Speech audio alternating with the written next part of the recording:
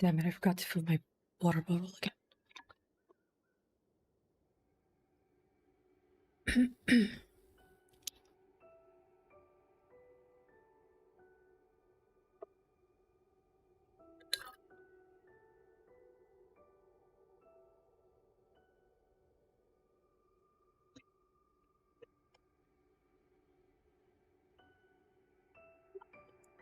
Took you long enough? Don't blame me. Things got pushed back against my will. But hello everybody. You say that now. I actually almost canceled today's stream as well. So you know, be thankful. But hello everybody. How was your weekend? Or I guess, yeah, the weekend just started. For some.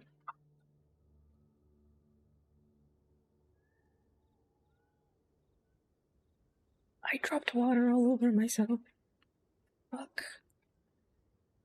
What I am need to prepare now, you ask? everything beforehand. Just a human who's lost her voice. Also, do you guys see this?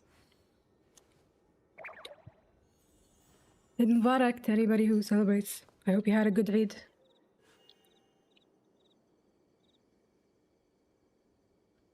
By the way, how's my voice? Damn. Sorry. I meant to ask, how's the audio?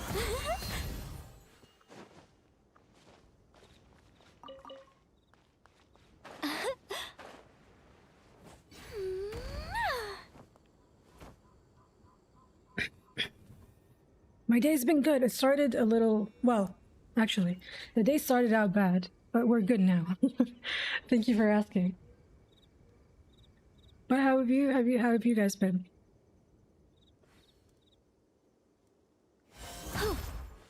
Decided to start this time in Liyue, because, you know, it's apropos, considering the quest that we will be tackling today. Oh. Also, can I say her laugh is like the cutest thing I've ever heard?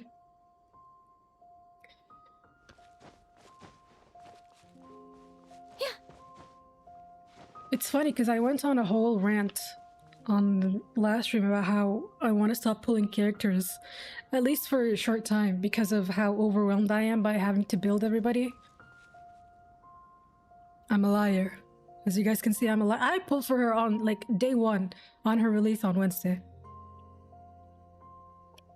Thankfully, I got her, I believe I got her in like 20 pulls, if I'm remembering correctly. Her weapon gave me a bit of trouble though. Let's see.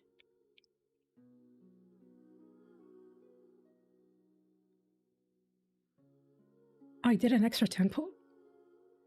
5, 10, 15. Okay, and then 10. Yeah, I got her in like even less than 20 pulls.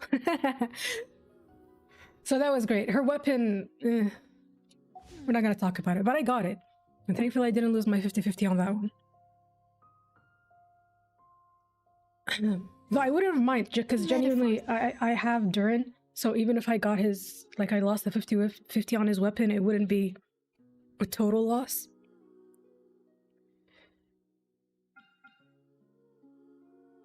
And now I have 40 Primo Gems for Mavuika and Lohan in the latter half of... There's 11 days? Oh god. Speak for themselves.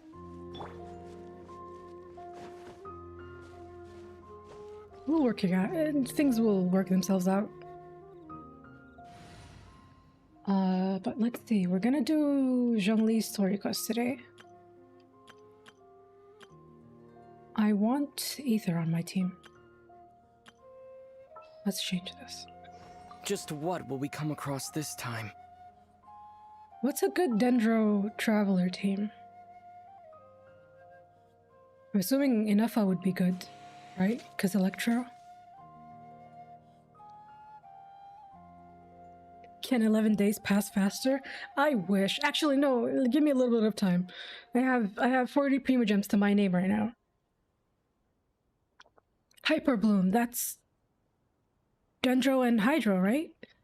Please Okay, select yeah. target for cleanup sequence. Allow me to lend you some moonlight. Not Venti. Inefa. Warm up complete. And then Venti for emotional support. Ready for a rehearsal? We'll do that. God, I'm so excited. Actually, guys, I wanted to ask something regarding Zhongli's character profile and all of the lore that is attached to him. Because I have a list of things related to Rex Lapis, like the Archaic Petra artifact set, his weapon, obviously, Memories of Dust, Summit Sharper, all of them are related to Rex Lapis. I wanted to ask if you think I should read it after his first story quest, or should I wait and keep all of those things after we do the second one? Is there like a preference, or? I was thinking probably like after the second one, right? That would be best.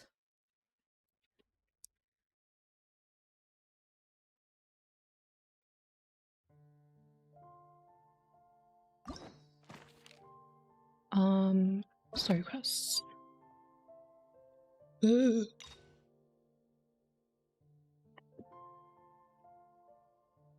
After the second, right? I think that would be better too. So the only thing I'd have to read after... Yeah, I think that's better too. I think I want to wait until we do his second story quest before I read everything about his, like, character profile and everything. The only thing I had on my list that I could read after his, like, the first act is the Diary of Roald the Adventurer. I don't know why. I don't know how he ties into any of this, but it was on the, like, on the planner that I'm following.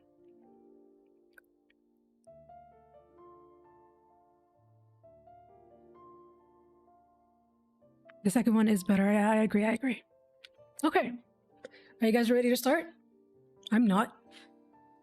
Wait, actually, let me take all of this off of my desk first so I don't knock anything over. The charger.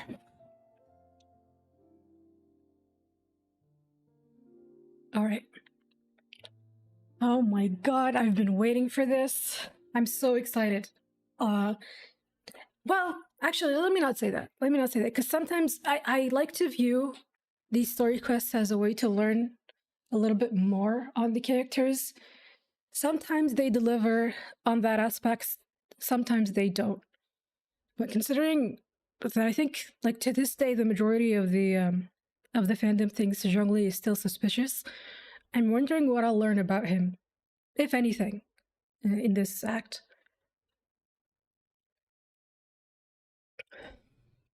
So, like, in general, if you compare Act 1 and Act 2, which one is your guys' favorite? Is there, like, an obvious winner?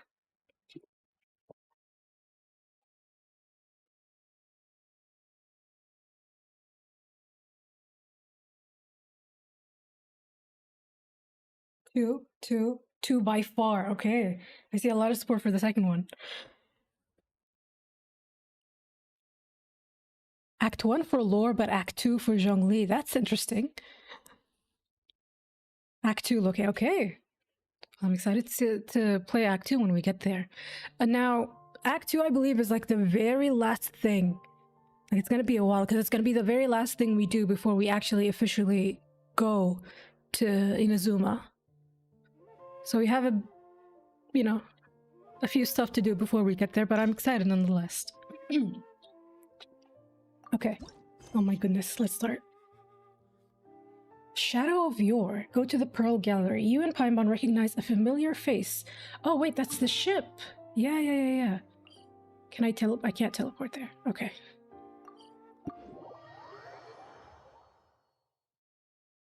Also, why is it dark?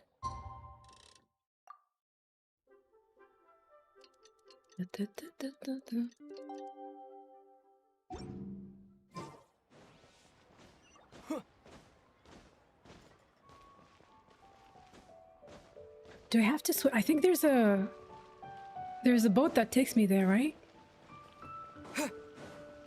Somewhere? Oh yeah, I think it's this guy.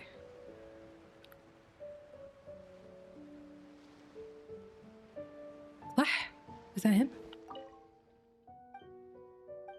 Can you take me? Oh, he can't? Tell me about your boat. You like her, been with me all my life. Back when I was a young fella, I was poor, but at least I had it in me to haul in whatever snagged my line. Things were good. Yeah, I don't think it's him. Who's the one who takes me to the boat? I don't want to swim all the way there. Lost my train of thought. Oh,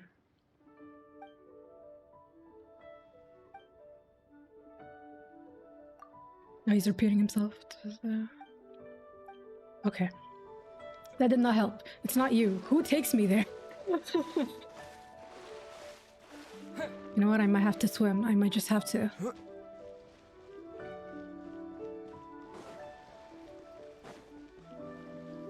Should I pull out Kaya? Or actually, I think if I go to the top and glide, that might help.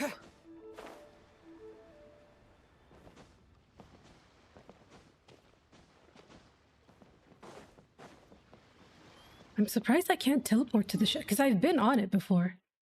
Damn.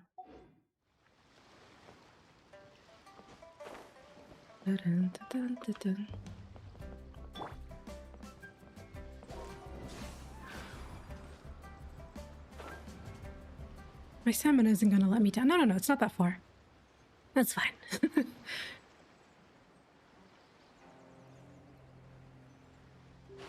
There you go.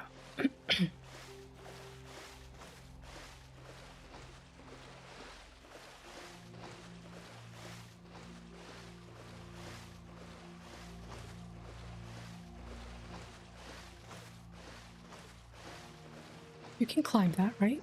Oh god. No, that's fine. We made it! Let's go! Stand up, Venti. Thank you. Alright, where is he? Ooh. Oh my god, it feels like forever since I last saw him.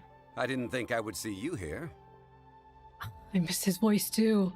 Are these two your friends? Wanyan, archaeologist. Yes, we had the fortune of meeting not too long ago. They are quite a knowledgeable and talented pair, and a pleasure to be around. Traveler, we were just discussing the history of Rex Lapis.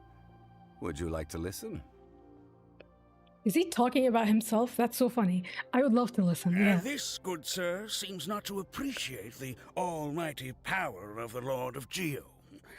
As a professional archaeologist, I'm inclined to correct some of his erroneous views. Oh, that's hilarious. Wait, he listens to people talk about him all day, and then he corrects their assumptions? That's so funny. Zhongli. I don't think anybody knows the Lord of Geo better than him. We are discussing the whereabouts of the first Mora.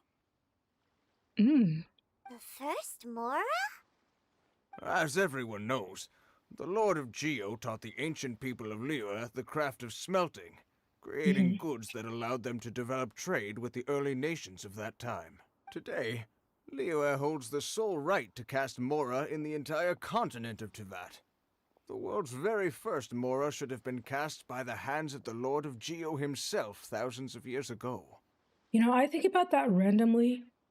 How at the very end, since he gave up his gnosis and everything, and gave up the position of the Geolord, when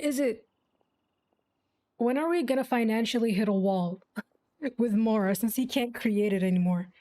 Have they found a workaround for that? I'm curious to see how it'll go. According to my research, as well as my own hypothesis, I believe that this coin of unique historical significance has been passed down secretly through the years as a kind of token. For example, perhaps the Qixing who control the Liyue use it in some kind of unknown ceremony they hold when they come to power. No. My research indicates that the first Mora coin is not such a simple thing. I think it would just... like, it's just somewhere, randomly. It's just a Mora coin. is a catalyst. It would have integrated This with the we rest all of know. the Mora. Even today, Mora is used in the mystic arts for its curious properties of weapon enhancement. Huh? Mora is used in the mystic art. Curious properties of weapon enhancement. Wait, are they talking about like how you actually level up weapons that it takes Mora? Are they talking about that like canonically, or are they talking about how like do they melt the Mora and somehow use it as a way to enhance a weapon? That is what they mean. That is a crazy. Wait a minute. Actually, now that I think about it, why is that something that they are talking about? Like, it's not just a game mechanic, but it happens to them too?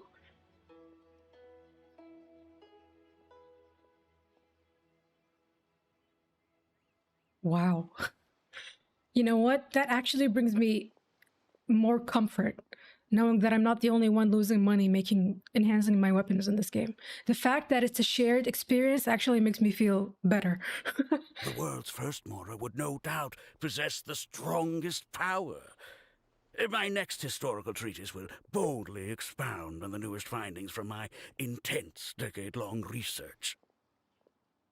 That's an interesting thing to research, I will That say. is, that the Lord of Geo used this original Mora as a catalyst to enhance a dagger and a sword. A dagger and a sword? Well, buy the book when it comes out to read the full story. Okay. For now, I will only reveal this. The one who finds the dagger shall become supreme in Liyue, and the one who finds the sword may be crowned Liyue's sovereign. Sounds pretty fictional so far, my guy. I can't say I agree. Right. Let us not speak of the authenticity of the dagger and sword first. But Mora and money came about simply because they are a convenient measure of a contract's value. Rex Lapis just meant for Mora to serve as a catalyst for people to exchange and trade. I The still can't world's get over first this. Mora is probably just an ordinary coin created by Rex Lapis. As for its fate, the same as all Mora, I suspect. It was simply spent somewhere. I think that Mr. Hanshua's hypothesis seems reasonable. Mr. Zhongli's argument, on the other hand, lacks any evidence. How can you so easily dismiss the Lord of Geo's profound foresight? I don't think the other guy had any evidence as well. It just felt like assumptions. No, I am not debating right or wrong. I am simply stating a fact. No, I genuinely still can't get over this. He's oh my god. He's gonna be the type of guy in any gathering regarding Rex Lapis who's gonna be like, actually, that's not the reason that he did this. Oh my god, Zhongli. I know he finds this funny. I know he's endlessly entertained by this.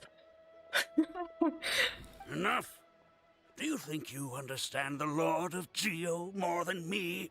Actually, no one knows him better than Zhongli. I know but little about history, and I wouldn't dare fucking to liar. brag.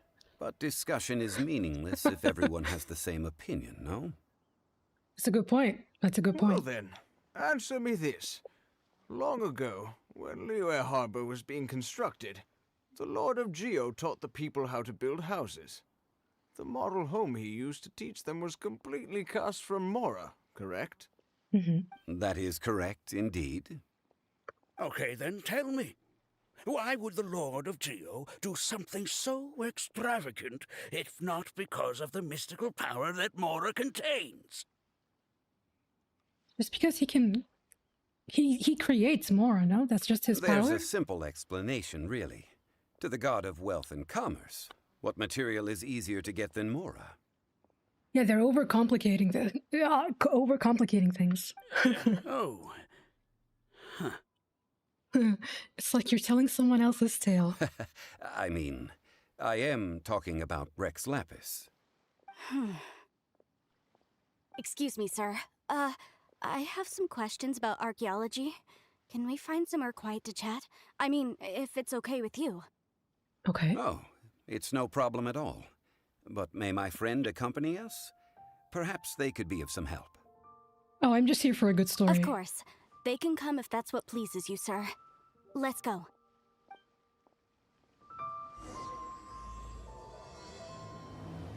House floor.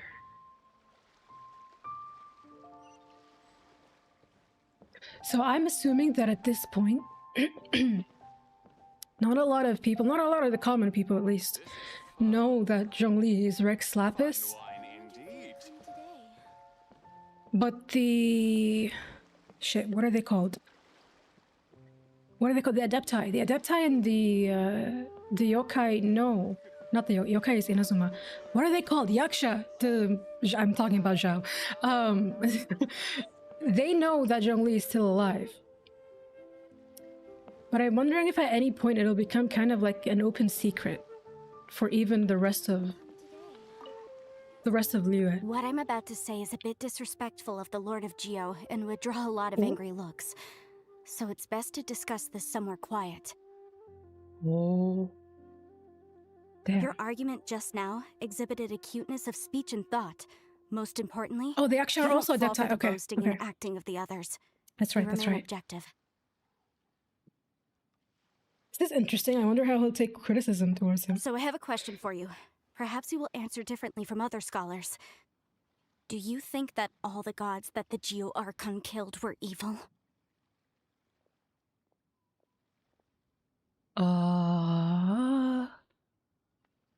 Like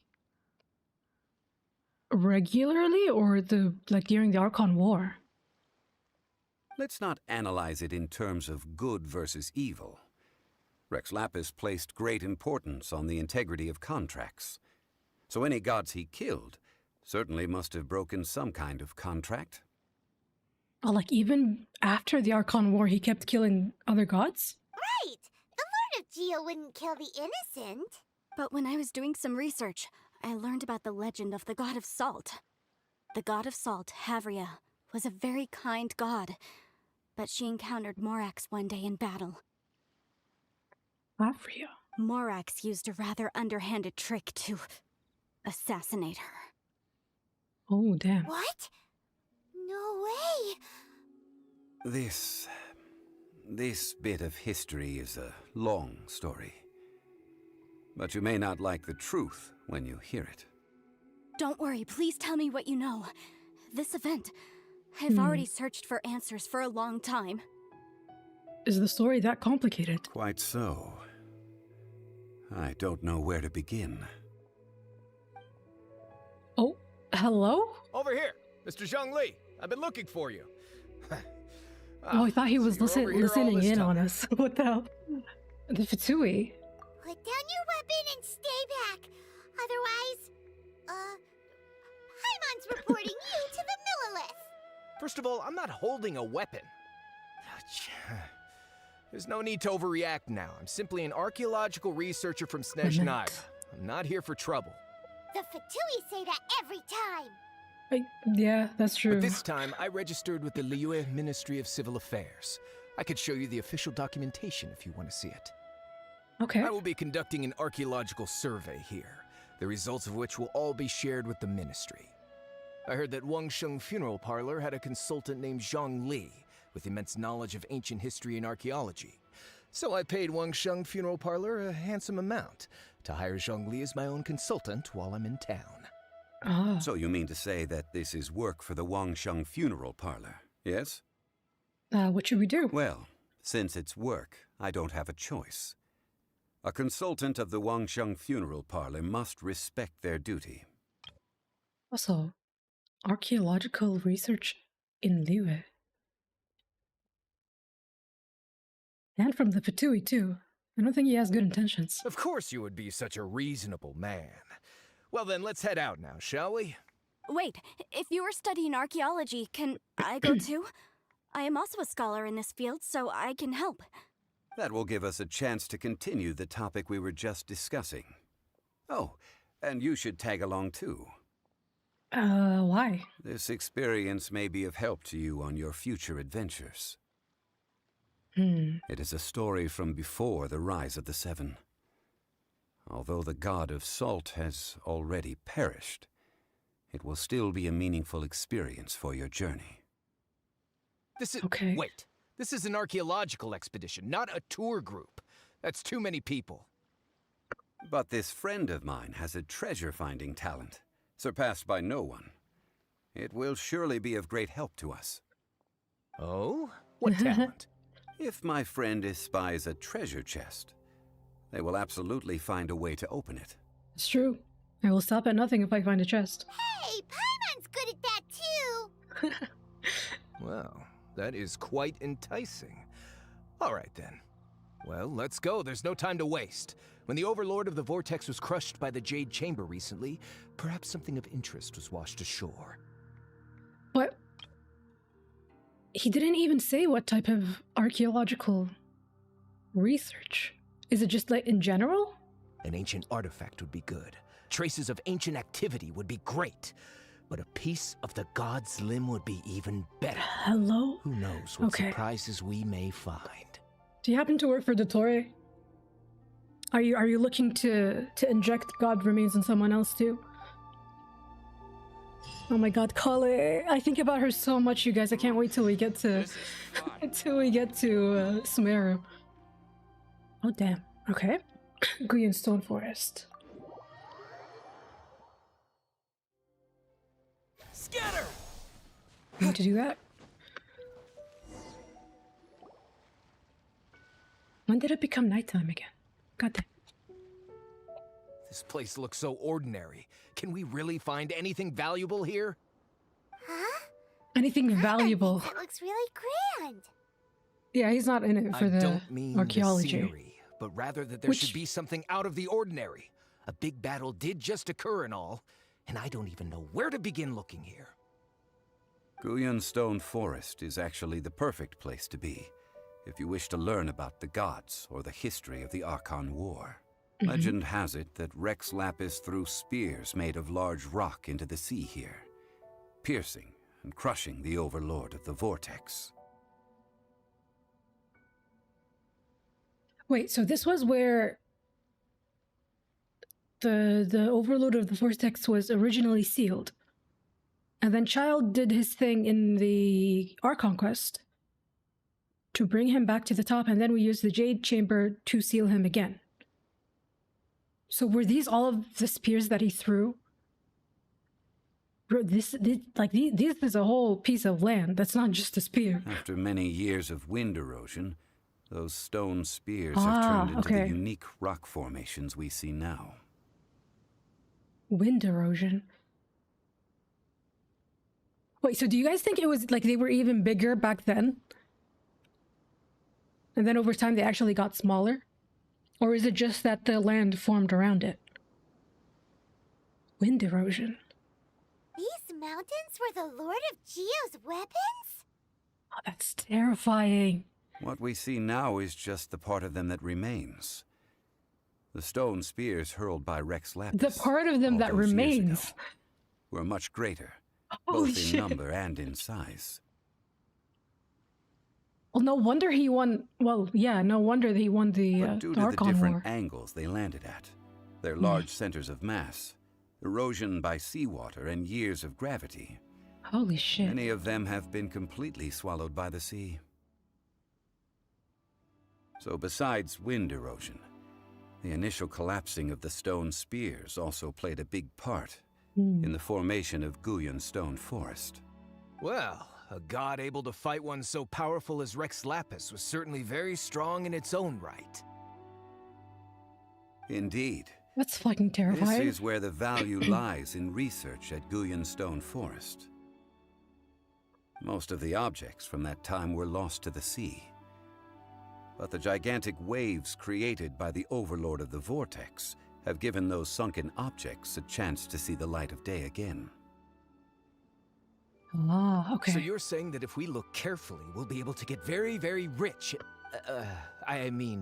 Rich with archaeological knowledge and historical value, yes? Sure, my guy, That's sure. all I seek in life.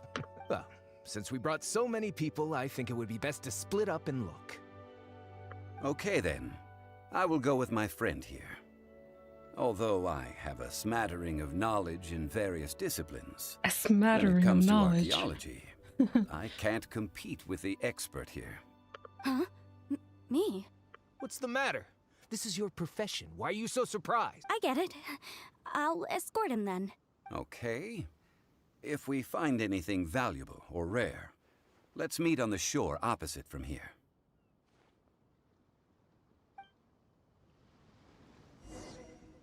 The ancient He's so god humble. probably left behind lots I don't of know about that, elemental actually. marks. Following them should make our search much Oh. easier. Elemental marks. Okay. Go ahead then. Use your elemental sight to look for any marks. Was that chest always here, or is this because of the quest? There's no way I didn't get this chest. What? No, there's no way.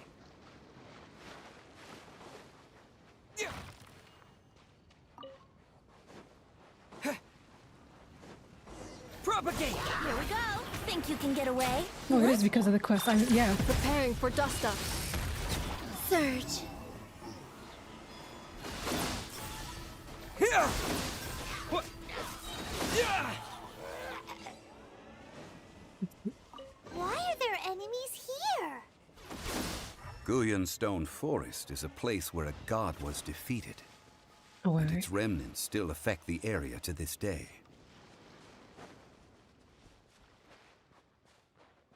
Defensive mode engaged. So the Hilichurls are attracted to the god remains. Propagate! Or I guess, in general, places of massive power. Here we go.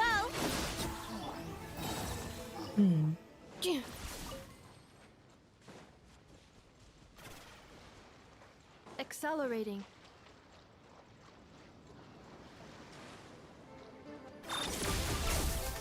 Scatter!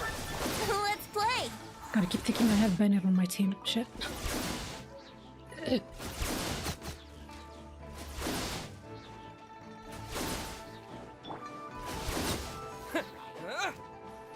Wouldn't gliding be faster? God, this place is crawling with enemies. I'm not in the mood to fight, to be honest. How rude.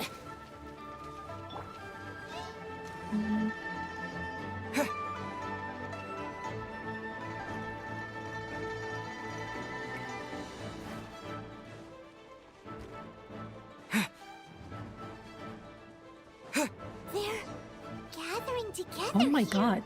What the But fuck? why? See that object in the center? Perhaps it emits the remnant strength of the god. That would certainly attract them. But the hydro-mimic monsters...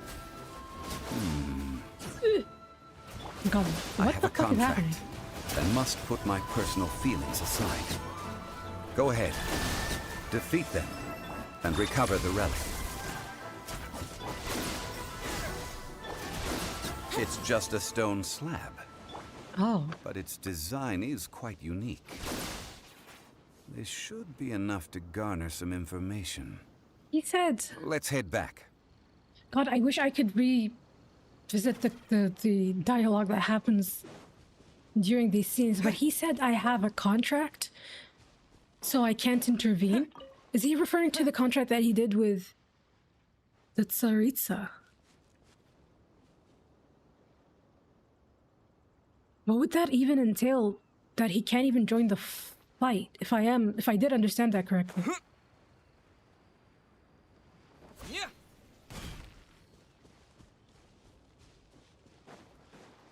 Can I read what I just got? Where would it be? A stone tablet with mysterious markings on it. Its origins cannot be determined, but there is value in it. Wait a minute. Is this not Paimon's? No, I think hers is more circular. But also, this fuck-ass symbol is everywhere in this game.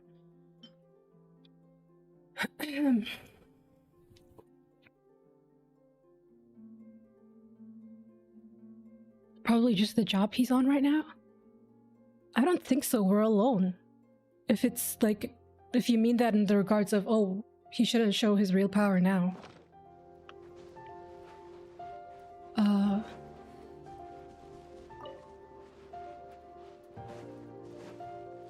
Oh, there they are. Actually, I'll get them later. Never mind. You call yourself a scholar of archaeology? You can't even recognize this or that. What are you good for? Dude, okay. Calm down. We all have our areas of expertise. I already tried very hard to explain. Oh, stop arguing! What in the world happened? This girl just keeps bragging about how she's an archaeologist, but she doesn't even know anything about the surrounding ruins. I even know more than her. Oh. Is she lying? I don't She think left me to so. rely solely on guessing, experience, to find anything valuable to take back. Ugh, what a waste of time. I've just been researching the God of Salt, so I'm not familiar with sea relics. Is that so strange? No, that is a bit strange, And yeah. you kept asking about how much Mora everything is worth. Can the value of relics only be measured in Mora? Okay, so they're both lying, clearly. I mean, isn't measuring their value in Mora the easiest way? This also matches the traditions of Liyue, does it not? Now, calm down. No need to make a fuss. We were able to bring back some intriguing objects. Let's have a look. Oh. What a shame. These objects were indeed washed ashore by the Overlord of the Vortex. But they have nothing to do with the god besides being in the vicinity at the time. This stone slab we found, however, has a mysterious pattern and faint aura of divine power. Perhaps it will be useful for research purposes. Quick, give it to me. Oh my god, he's so... Did you hear the way he said that? The greed? Quick, give it to me. At least we didn't come for nothing. The power of the gods, yes! This is good. See, because he's in the Fatui, I genuinely don't know if he wants this purely because of the Mora and the amount of money it would probably sell for, or because they are actually seeking the power of the gods. Honestly, probably a combination of the two. Oh, but these other objects are certainly worth a little something, right? It should be enough to cover the cost of hiring you. It's all mine. So, it's only valuable for research if there are remnants of divine power on it? Not at all. My quest to uncover the history of the God of Salt is because history can tell us about culture and beliefs. But you're just trying to use archaeology to get rich.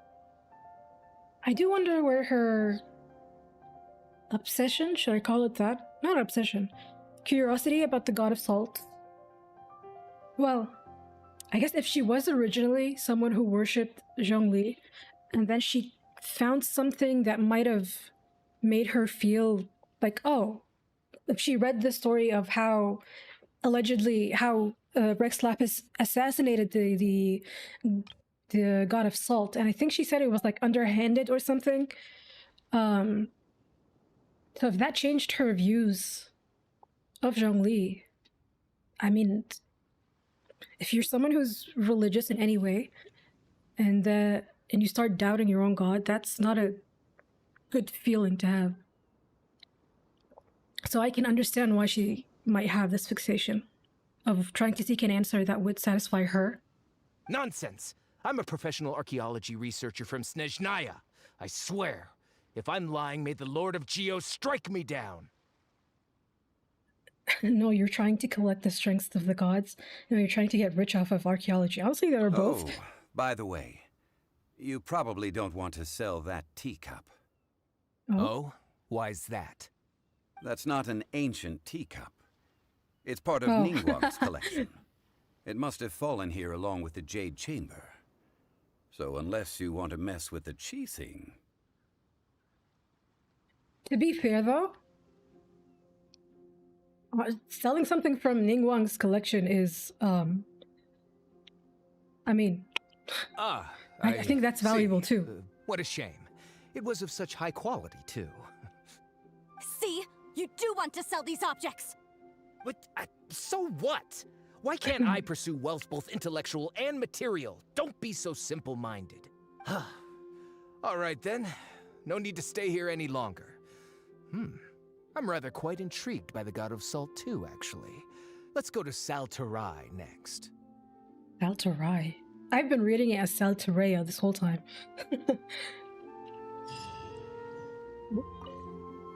Ugh, you're simply a money grubber. And what are you then? All you think about is digging up valuable relics every day. They're still arguing? Ugh. Let's not bother them. Yeah.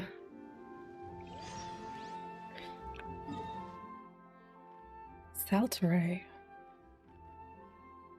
Oh, wait. Is this the place with the seal on it? It is, isn't it?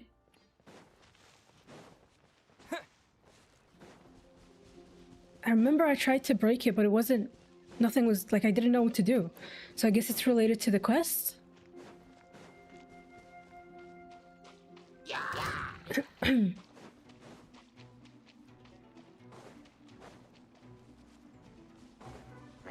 I realized I probably should have brought not Venti. Bennett. I need a healer. This is not a good party. It's fine, it's fine. Hopefully there's not a lot of fighting in this quest. Are they gonna leave me alone? Yes, they are. I heard that Saltarai was once the home of the god of Salt's people. Therefore, Oh. there's sure to be loads of valuable relics nearby. According to legend, the people of the god of salt, Havria, enjoyed prosperous lives under her protection. But this legend has been around for ages. With the countless scrap collectors and treasure hoarders in the area, there probably aren't many valuable things left here. Oh, good. That's just great.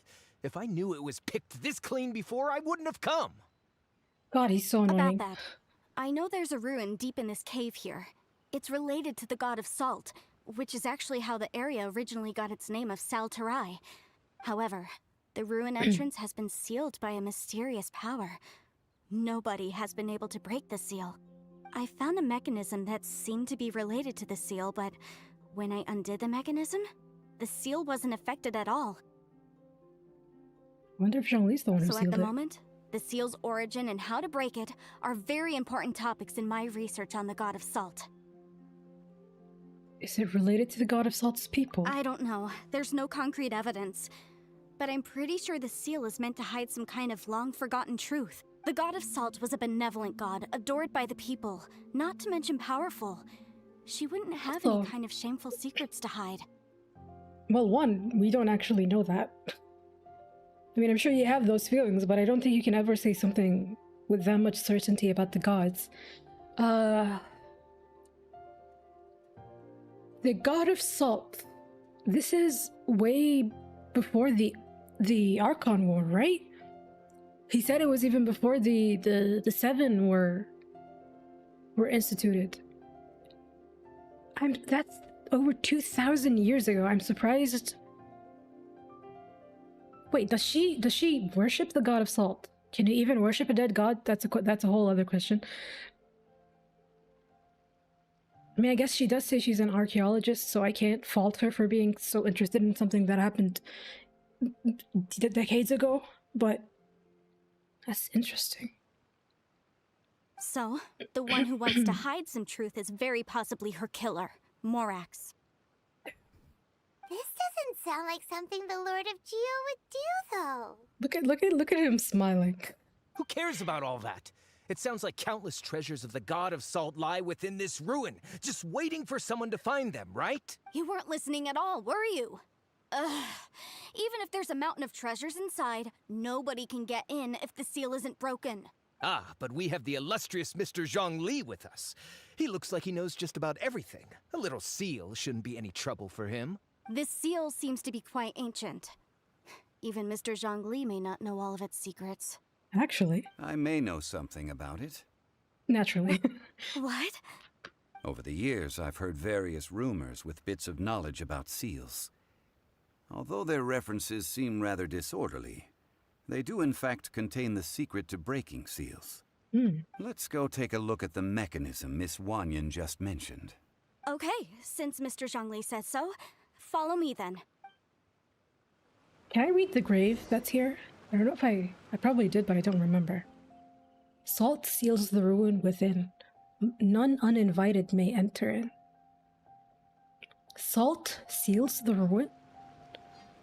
Wait, so maybe the seal was put here by the god of salt then?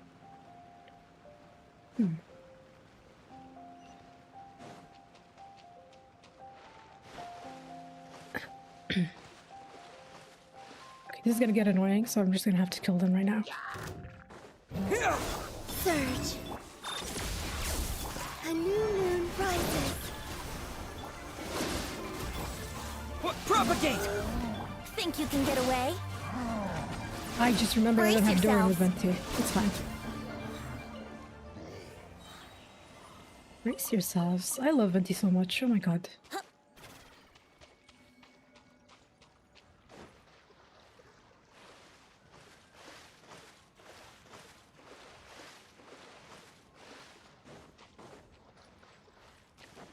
Here it is. Oh. There's some debris scattered here that, when put together, look like they definitely had to do with the god of salt. According to the inscription on this side, if one looks from a certain angle, the secret to the mechanism will be revealed. See that? Although we activated the mechanism, nothing happened to the seal. That's because there's actually another mechanism that must be activated. Another? Let me lead the way from here. This place seems familiar. Villagers. I remember. I think there's some elemental monuments here. So you're saying they're related to all this? When I investigated the seal last time, I had someone with a vision accompany me. But when we lit up all the elemental monuments, nothing happened. That's Wait, didn't I because do you this don't before? just need to activate them at the same time, but in a certain order as well. Why does this Otherwise, feel the seal familiar? will not be broken. The secret to this puzzle is hidden in the legends about the Archon War. Tianheng in the south, Yaoguang in the east, Jueyun in the west, Qingce in the north. All desolate and devoid of life. Southeast. Liyue is vast, yet even one haven is hard to find. Southeast, west, north. Okay. To the north, to the east. Do the people of Liyue all... I think I've heard this saying before. Certainly you have. And the contents of this saying are also related to the god of salt. To provide a haven for her people, whose lives had been ravaged by the Archon War, this benevolent god searched all across Liyue. At that time, with the chaotic fires of war engulfing the land, even one sliver of peace was a luxury.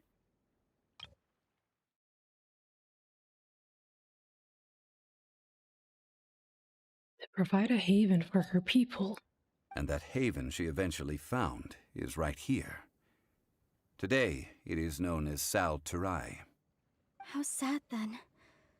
In the end, this peaceful place was destroyed by Morax. Damn, she's really...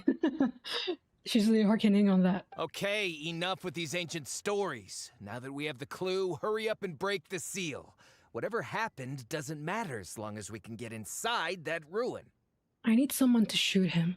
Tianheng in the south, Yaoguang in the east, Jueyun in the west, Qingce in the north. With this clue, you should be able to solve the puzzle. I got you. I got you. They're all... Michelle! Behold, the Princessin de Talon. I love her so much. Oh my god.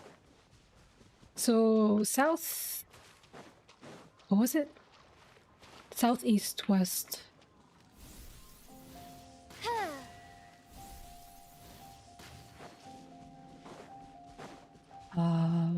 West?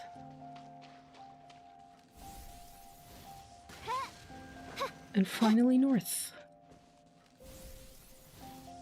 Tianheng in the south, Wait, Yaoguang in the east, Jueyun in the west, is that not what I Qingce did? in the north. The directions are the clue. Give it another try.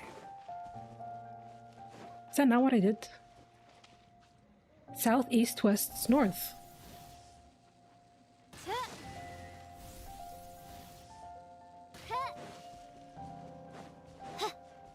Am I starting at the wrong... Is that north, actually?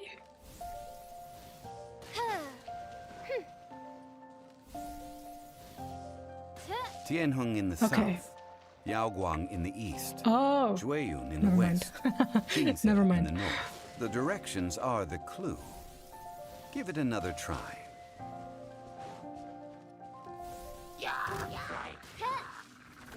Ah, no official. Oh my god, leave me alone for a second.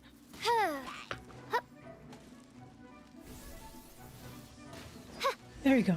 Okay, I had it on the wrong. Look! The seal really was broken! Mr. Zhongli is indeed quite remarkable. It was nothing, really. Now, Let's go. it's time that people learn the hidden truth lost to time. The hidden truth lost to time. Everything is lost to time.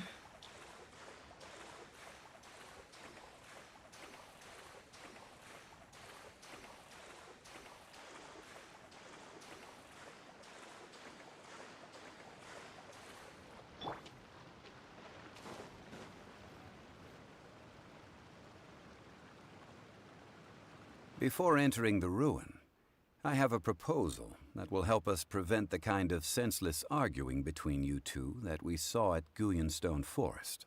Okay. Okay. What is it?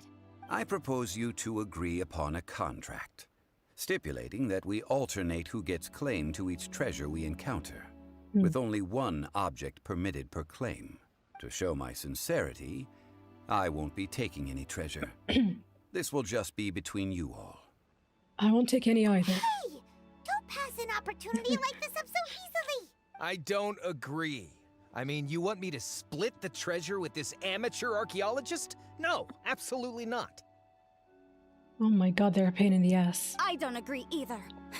He will only defile the precious relics left behind by the god of salt. I can't accept this. Well then, if the contract is not agreed upon, Oh. I will no longer serve as your consultant on this expedition. You will have to rely on your own experience to find whatever treasures are hidden in this ruin, as well as traps. You have the audacity to demand this. Okay then. Even half of the treasure in the long-sealed ruin of the God of Salt should be enough to make a fortune. What if there's nothing down there? What are you gonna If do you then? want me to agree upon this contract, so be it. I just have one request, Mr. Zhongli. If we discover the truth behind the God of Salt, you must judge it fairly, even if the truth harms Morax's image. I can accept this arrangement. Well then, let's go. I mean, yeah, Zhongli probably already knows the answer to all of this. Yee. Oh my god. Explore the cave and enter the ruins. There's Corlapis here.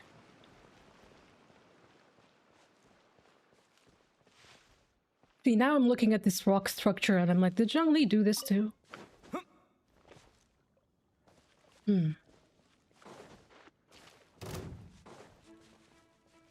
Oz, revealed! No rest for the wicked. That's what I meant to do. Scatter! Yeah.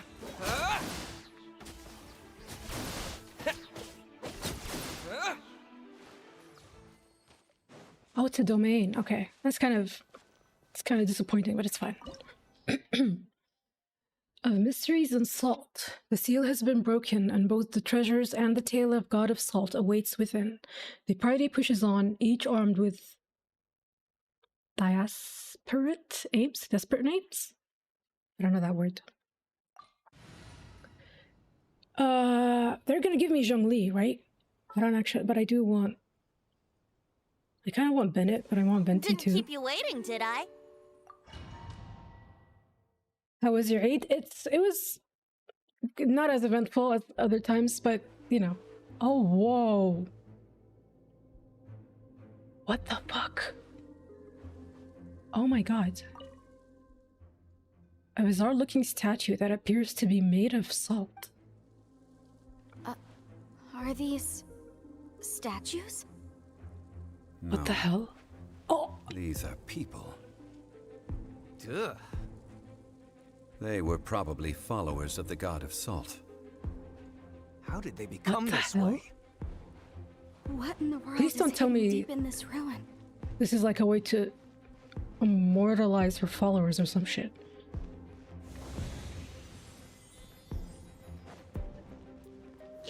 Gather! Cleanup sequence initiated. Time for takeoff. Yahoo! Shield me from the world. Oh, I can't. Okay. Guys, your opinion, right? In 2026, if Zhongli gets the rerun, should I... Hello? Should I, get him? I kind of do want him. But Quake! how does he fare against the current meta? Always? He's the best shield in the game at C0. Still? All the Archons are worth getting. Actually, you know what? That is a good point. But also, since Venti got a... Oh my god, what is it called? Got a buff. Isn't there a chance that Zhongli's gonna get one too? Hopefully. Honestly, I might just get him if we ever get his rerun. What are with all these statues? He's transfixed in an earnest posture. No, perhaps he was also afraid. Was the god of salt angry or something? I hope this wasn't a punishment.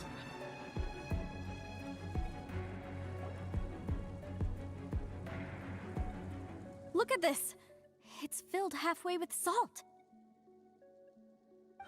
Just looks like a fancy salt holder. Seems like the god of salt was a god lacking in treasures. According to my knowledge, it's no ordinary vessel. Although it is only half full, it is also forever half full. That is to say, it is bottomless. Yo? Infinite salt? That's actually, you know what? That you can start a business with that. What? You're saying that even if I pour the salt out, the amount inside won't change? Exactly.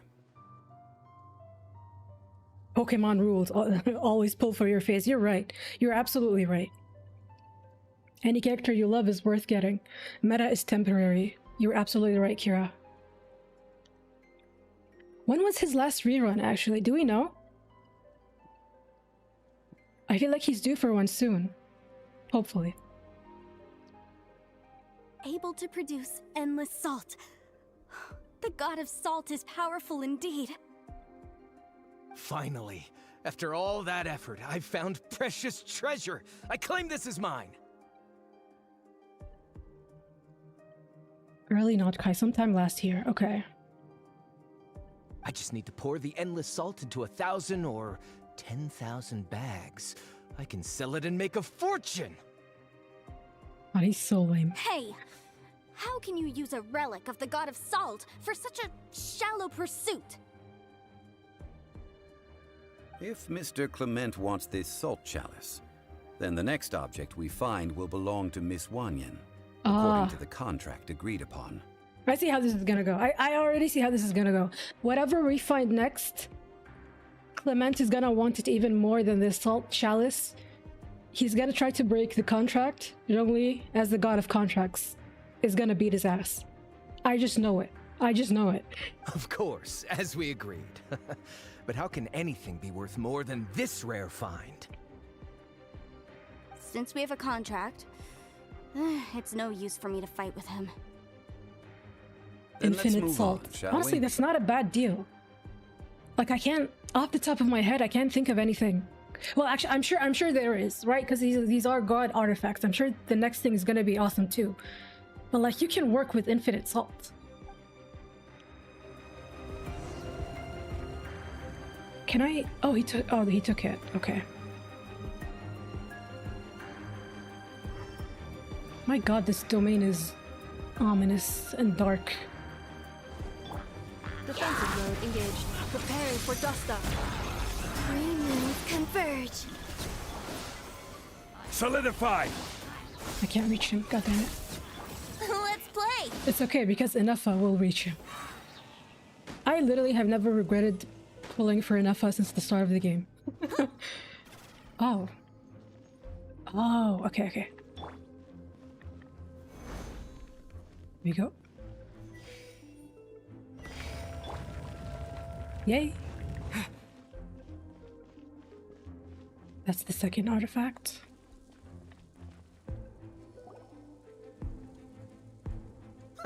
Just a simple ruler. Doesn't look to be worth anything. This, if I remember correctly, this is some kind of measuring tool. Indeed. But the god of salt imbued it with another power. When you stick this ruler in the ground, the surrounding area will become covered in salt, much like a rising tide covers the earth. Oh, damn. Okay. The deeper it is stuck in the ground, the more salt will appear. It is essentially a bumper harvest of salt. Wow. What? That's even better than the salt chalice. I mean, not really. Both of them are just ways to get salt. You're fine. I promise you're okay. Well then, according to our contract, the salt ruler goes to Miss Wanyan. Also, sticking something into the ground and then just getting salt pouring out sounds like so much more of a hassle than just pouring the salt into a bag out of the chalice. Don't throw a fit over this, please. No, unacceptable. I paid for and organized this entire expedition. Why should I get the short end of the stick? Oh, he's just stupid. He's just stupid. And That's this it. girl has been useless. Why would she get anything? Oh my god. Boy, here we You go know what? again. I've been advocating for us kicking his ass since practically the beginning, so I don't mind it. I don't mind it. While we're on the topic of useless people... So you are saying you want to break the contract? Ooh. So what if I break it? Now that I've seen how the mechanisms in this ruin work, I no longer need you. That is insane. Saying that in front of... I know he doesn't know that that's the Lord of Geo, but just saying that in leeway alone... Oh my god. Balls of steel. Let's not forget who hired who here. Why should I let you make the rules? Because you agreed to a contract. Rex Lapis once said, "Ones who break their contracts shall suffer the wrath of the rock." Oh, look at how angry he looks. That is one of your Liyue gods. I am from Snezhnaya. I will suffer the wrath of the rock. You may find it rather unpleasant. I like which... I mean, I already assumed as much, but I like that even after giving up the title of the Lord of Geo, he still holds that to heart. Which we already knew, but like I like seeing it as well. Oh, self-proclaimed archaeologist. Gather! Installation chamber deployed. Surge. germinate!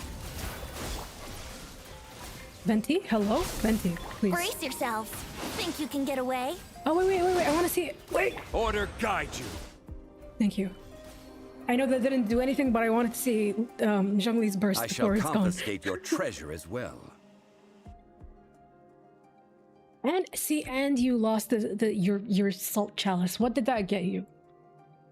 He's so stupid. I actually can't believe You are it. not worthy to continue any further into the ruin. Leave this place. Oh, darn you! Just you wait.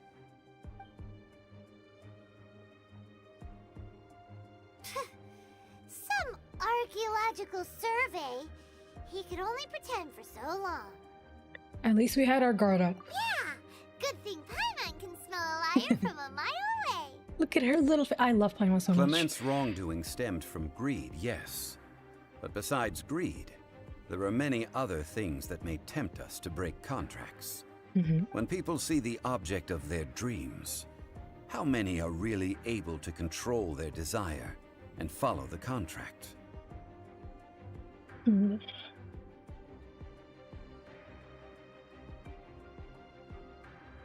Rather than breaking a contract, can you...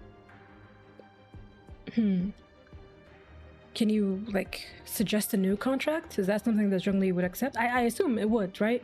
I think we should If you be tried to make a honest new with deal? each other now. Huh? Be honest about what? That in truth, not a single member of this Yes. archaeological expedition came here for archaeology. Why do you say that? Miss, you lack even the most basic archaeological knowledge, and can recognize naught but a few simple relics. However, you are an expert when it comes to anything regarding the god of salt. You aren't interested in archaeology or relics. What you're really interested in is the god of salt. I mean, that was obvious from the beginning. I believe those legends about the god of salt that you mentioned on the Pearl Galley are passed down between generations at Yinyuan Hall. Okay, that's enough.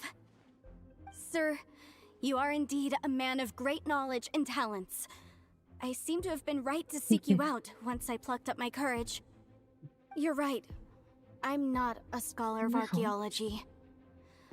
I come from one of the 8 trades under the jurisdiction of the Qixing, Yinyuan Hall of the salt industry. Oh, you know what? That makes sense. Okay, I see where... I see why she's so invested in the god of salt now. 8 trades. Okay. Our ancestors were those protected by the god of salt all those years ago, when the Archon War engulfed the land in chaos. Oh. Our ancestors were those protected by the god of salt.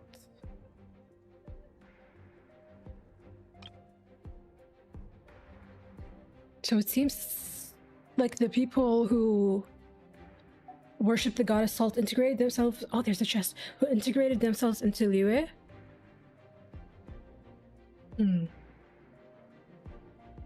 Or I guess they were assimilated into Liyue once Zhongli won the war? Come to think of it, I've never heard you say Rex Lapis. Oh. Oh. Right. I did not notice that, actually. Now that you mention it, the people of Liyue very seldom use the name Morax. During the war, Morax assassinated our god out of envy for her power. He left us alone and lost in the world. I don't know how true that is. We hate him! But this is Morax's Liyue after all. And its history is written as he wishes. I mean, that is a good point. History is written by the winners. So I seek proof of Morax's guilt. He has blood on his hands and cruelty in his heart. Wait. Go back. During the war, Morax assassinated our god out of envy for her power. Envy for her power? I don't think he has any reason, like, no offense, but I don't think he has any reason to be jealous of the god of salt. But besides that, if this all happened during the war, I mean, at that point, wasn't that just the rules of the game?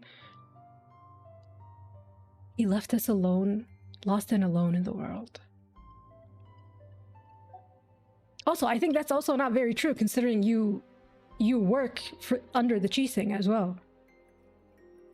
Not that I'm... Okay. You lost your god and allegedly your home. You were assimilated into the new nation. I can understand why you would be upset by that. Even if Liyue and the Lord of the Geo, you know, welcomed you into his nation.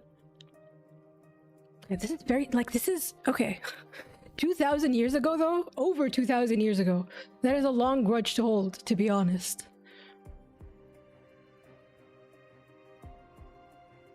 Damn, okay. We agreed to a contract that we will face the truth head on, didn't we, Mr. Zhongli? Wanyan is just salty about the situation. Naturally, of course. But I must add, Liyue is no longer Morax's Liyue. Come with me. All the answers you seek lie ahead.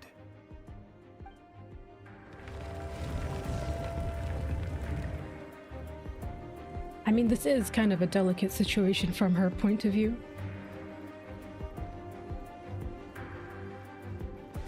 Oh shit, I did not see the gap.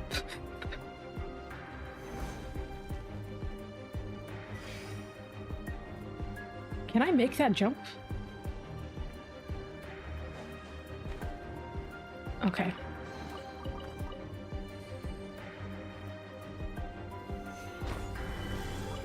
There we go. Cleanup sequence initiate. Accelerating. Venti, hello? Yahoo! I'm so thrown off by him being, the number 4 on my keyboard. I'm not used to it. This is order. Wane, a new moon rises. Propagate! Propagates. God, I miss Honkai Star Rail. I need to play Amphorius. I'll do that soon.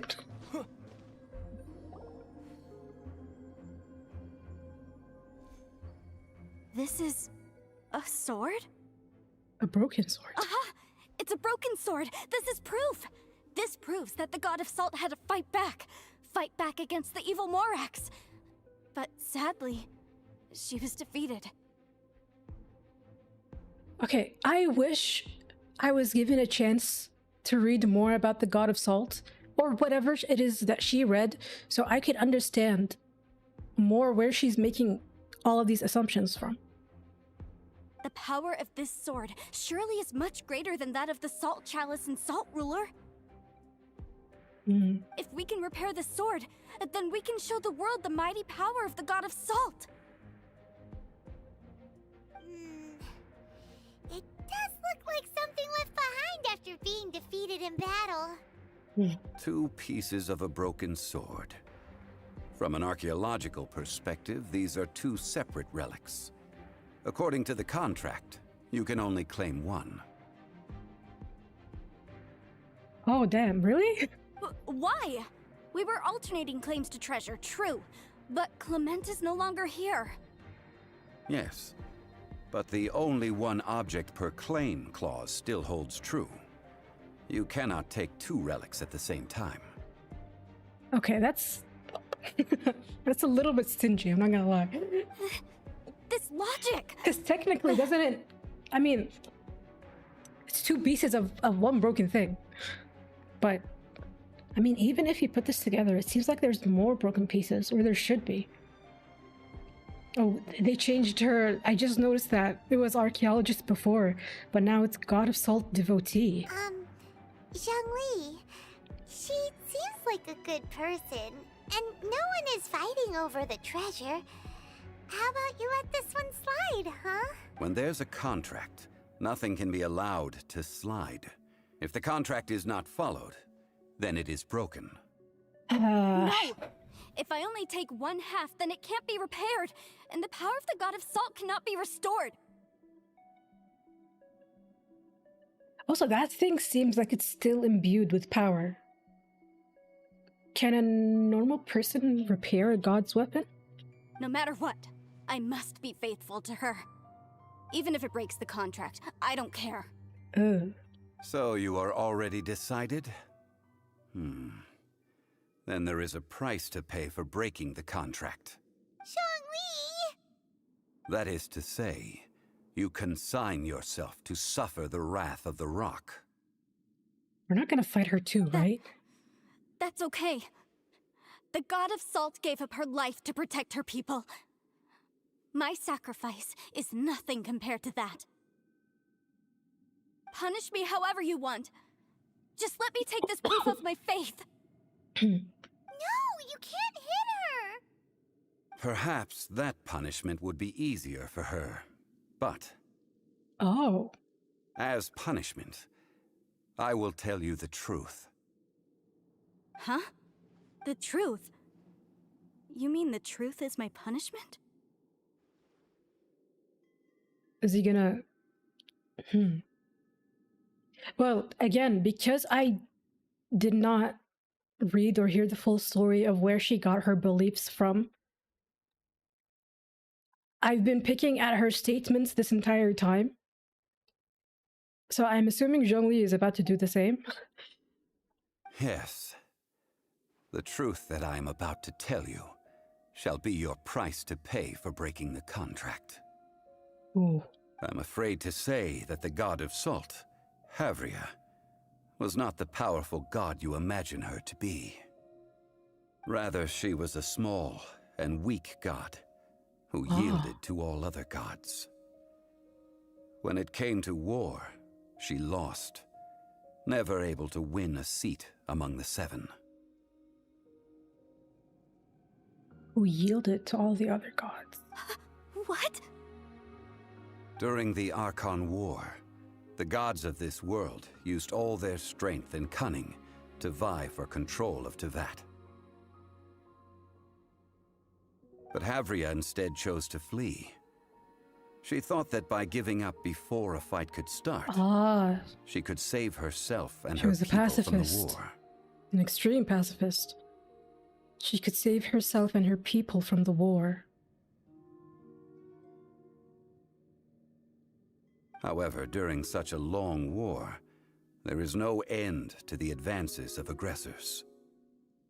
After making countless concessions, Havria lost all of her lands, until only one small haven remained. Concessions? Shit, so even when the gods were... Oh. She just kept giving the others... What do I call it? Her land? Well, supposedly. Yeah, Havria had lost all of her land until one small haven remained. I'm surprised that as I understand she came from a good place, right? She wanted to protect her people from... she could protect herself and her people from the war. But even, I wonder, as her followers... Wouldn't they have at some point gotten angry at her for constantly losing their homes? Countless concessions. No. No. It can't be so. In her last days, she had not even a single blade to defend her people with. Not even a single blade? Then...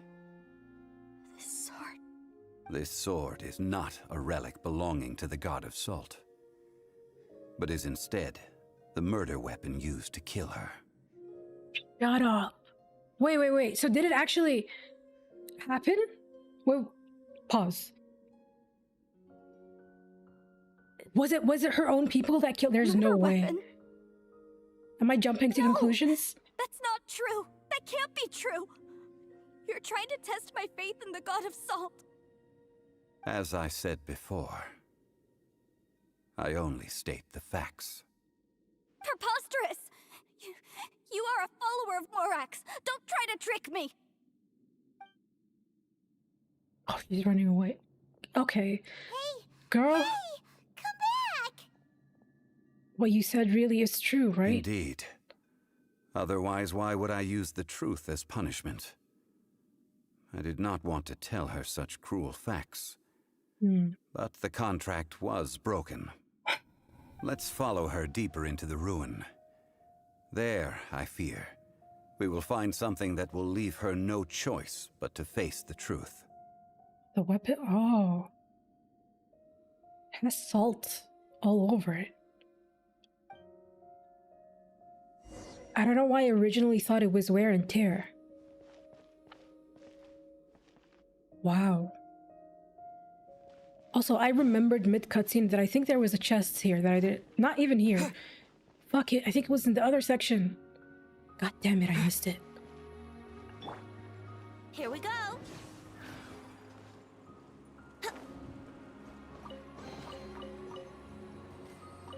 So, oh, the music in this part? Yeah. The humming is so nice. Fuck. Are these statue thingies running? What will we find ahead? Salt. And betrayal. He seems to have been fleeing from something. No doubt suspecting that something terrible was afoot.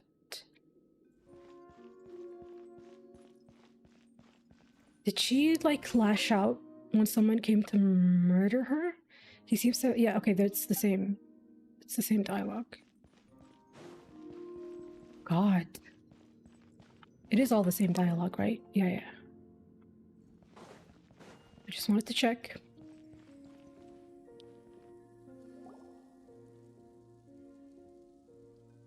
What are all these? What did they see? What did they do? So is that... Do you see that in the back? Is that salt still trickling or is that water?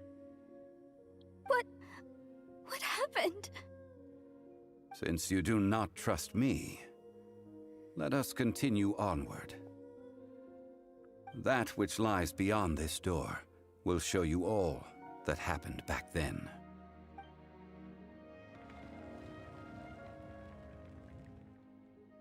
So far, though, it seems like Zhongli had nothing to do with what happened to Haria.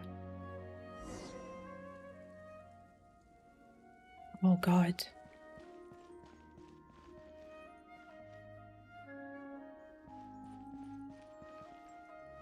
Oh! Shit, someone did stab her! Fuck. Can I read? I can't. God damn it. Did she... There was... Clearly there was a backlash when it happened. Oh my god. Ground Zero. No matter what was once here, naught remains but a single flower of salt. He once held something in his hand, upraised in a pose of supreme effort. This must be the one who... Shit. This is the scene of the crime. Havria's body dissipated, leaving nothing but these traces of salt. Her dying moments have since been frozen in time to this very day. God, this is horrible. I wonder what she felt in her last moments. Actually, I wonder if she let them kill her. She didn't do anything in retaliation. The story continues that some among her people realized at last that this gentle, kind, but weak god could never protect anyone in wartime.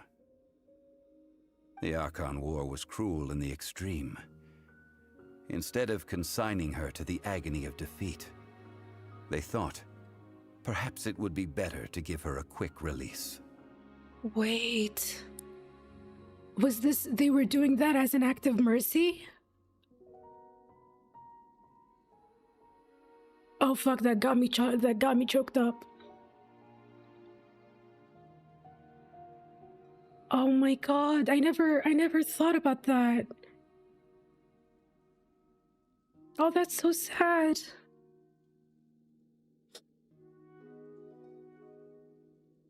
Instead of consigning her to the agony of defeat, perhaps it would be better to give her a quick release. Holy fuck, that did not even cross my mind. I thought they would have done it out of bitterness, but they were just... Holy shit. But what about these statue thingies? No matter how weak the god, the power that flows forth when they are slain is beyond the strength of mortal coils to bear.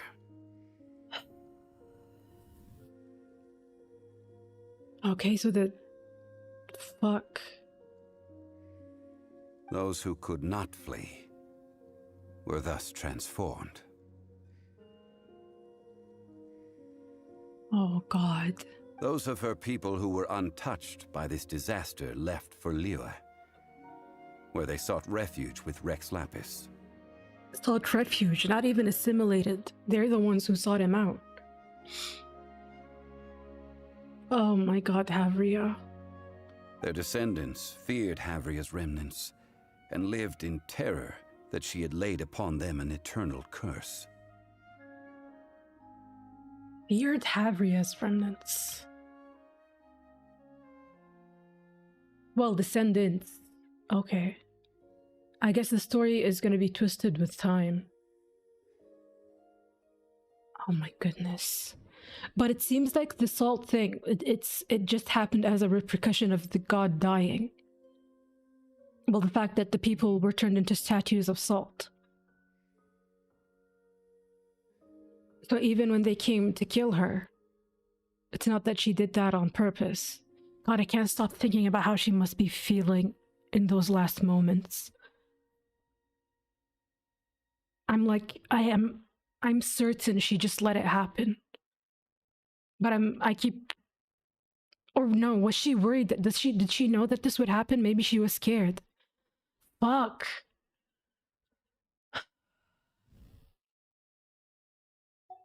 So they risked their lives to come here, Oh. to break the sword, and offer up obeisances in hopes that her anger I was wondering might be that appeased. actually.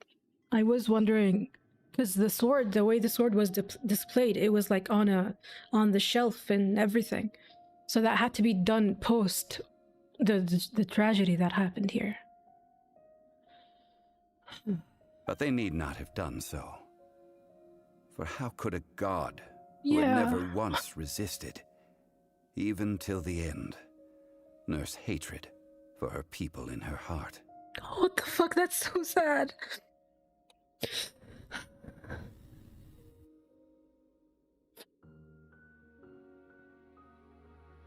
Holy shit. Okay. I'm okay. Oh, Avria, holy shit. Bro, I have a bone to pick with Celestia.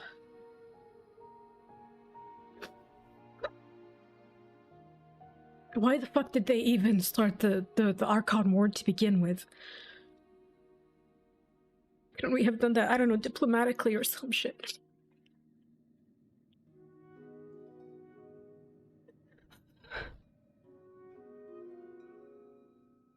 Oh, I feel so bad for her. I'm still not over that plot twist. I'm still not over the plot twist that they killed her to try to give her a quick release, because I'm sure she felt guilty for not being able to do more for her people and to save her the embarrassment and the agony of being defeated just out of concession, not even putting up a fight.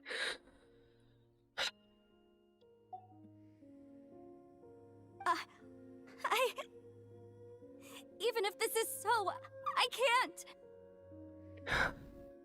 This must be a lie. A false history, all of it! Don't you dare try to shake my faith! And she desperately wants someone to blame.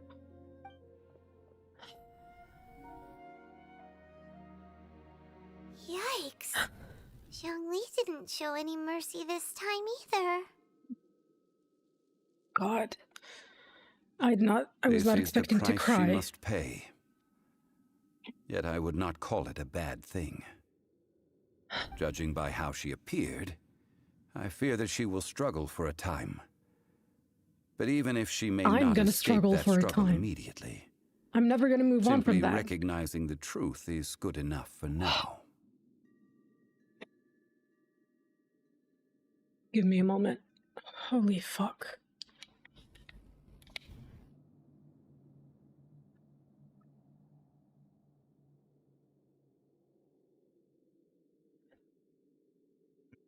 We've seen what happened with defeated gods in Asile and Boreas. Either imprisoned eternally or folded into... Oh my god. You know what? That makes complete sense. I was actually thinking earlier, I was like, if this is the result of a god dying, why did nothing happen with the Osile fight? But we did not kill him, we just sealed him, and that's also what Zhongli did. Right? In the Guyun forest, he didn't kill him, he sealed him.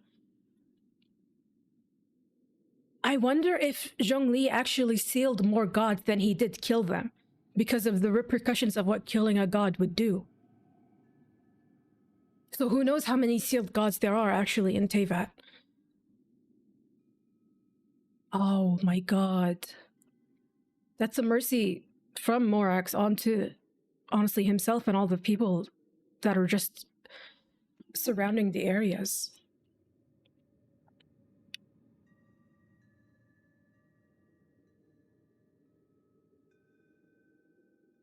Yeah, and with the manga, we also have an idea what would happen with God Remains.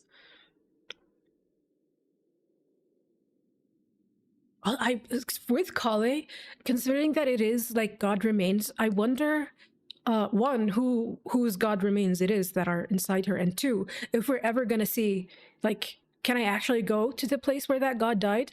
If I can see like other, not even just specifically the God Remains that are in Kale, but just in general, I would like to see more places afflicted with where, you know, where God has been killed.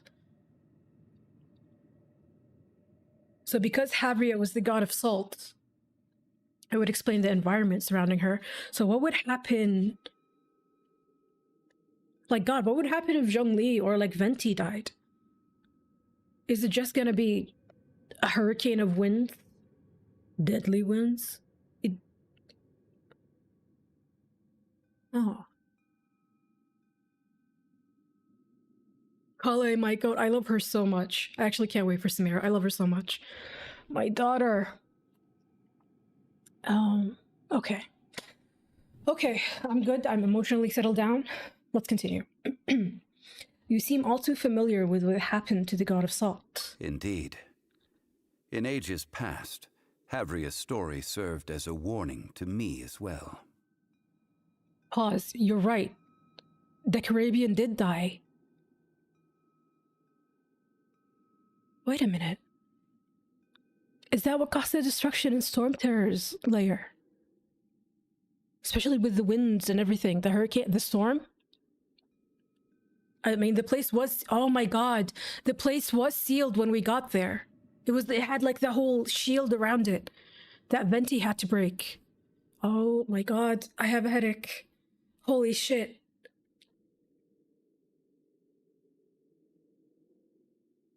Oh, Havria's story served as a warning to me as well. Faith in a god who has already passed will do you no good. Yeah. So it is for Havria. And so it is for Morax also. Oh, he's talking about the current people in Liyue. Actually. Faith in a god who has already passed. The people of Liyue will understand that one day. All right then. Now, would you like to accompany me in taking a trip to Guyan Stone Forest? Huh? What do you want to do, Zhongli?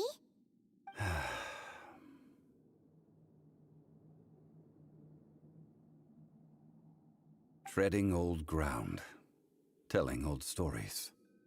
One cannot help but be reminded of old acquaintances.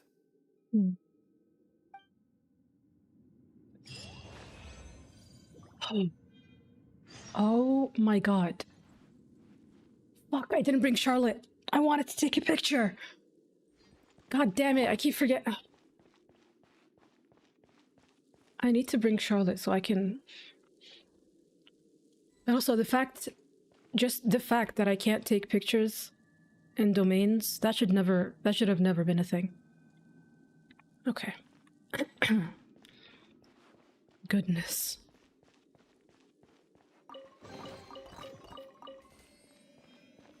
And you guys said Act 2 was even better than this?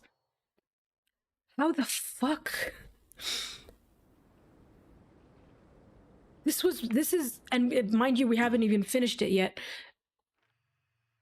No, yeah, I think today this is my favorite quest so far. Oh my god.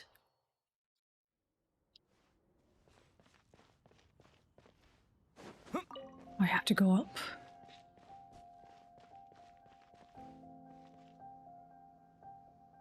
I don't get why we can't take pictures in domains either. That's silly. I get why maybe you can't do it through here.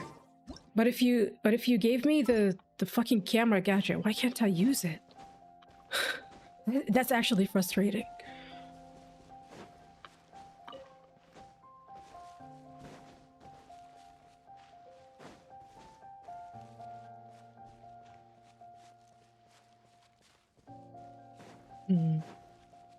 Where is he? Is he at the very top of the rock?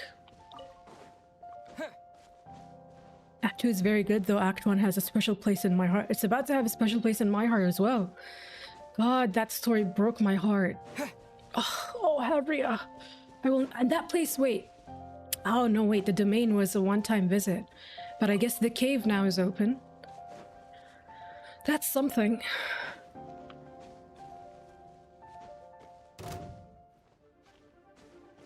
Oh my god, leave me alone.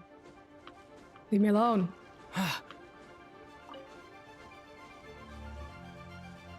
Combat music slaps though.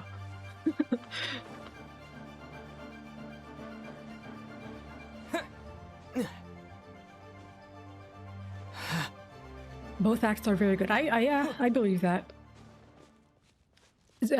On that point, wait a minute. I was about to say Venti Part 2 when? Because Zhongli has 2 parts, Raiden has 2 parts, Nahida has 2 parts. Okay, is this favoritism? I want Venti Part 2. Also, Mavika Part 2 when I get there. I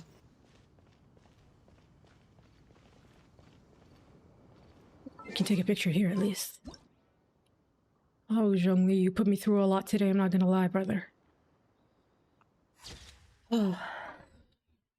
They're sitting on the Venti lore, they are. They really are. I know Venti Story Quest Part 2 is about to slap. Now, I mentioned before that many gods of old have been sealed beneath the Guyan stone forest. Mm-hmm.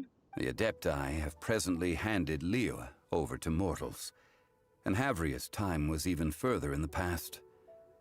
The Salt Chalice and Salt Ruler that she left behind should not return to Liyue.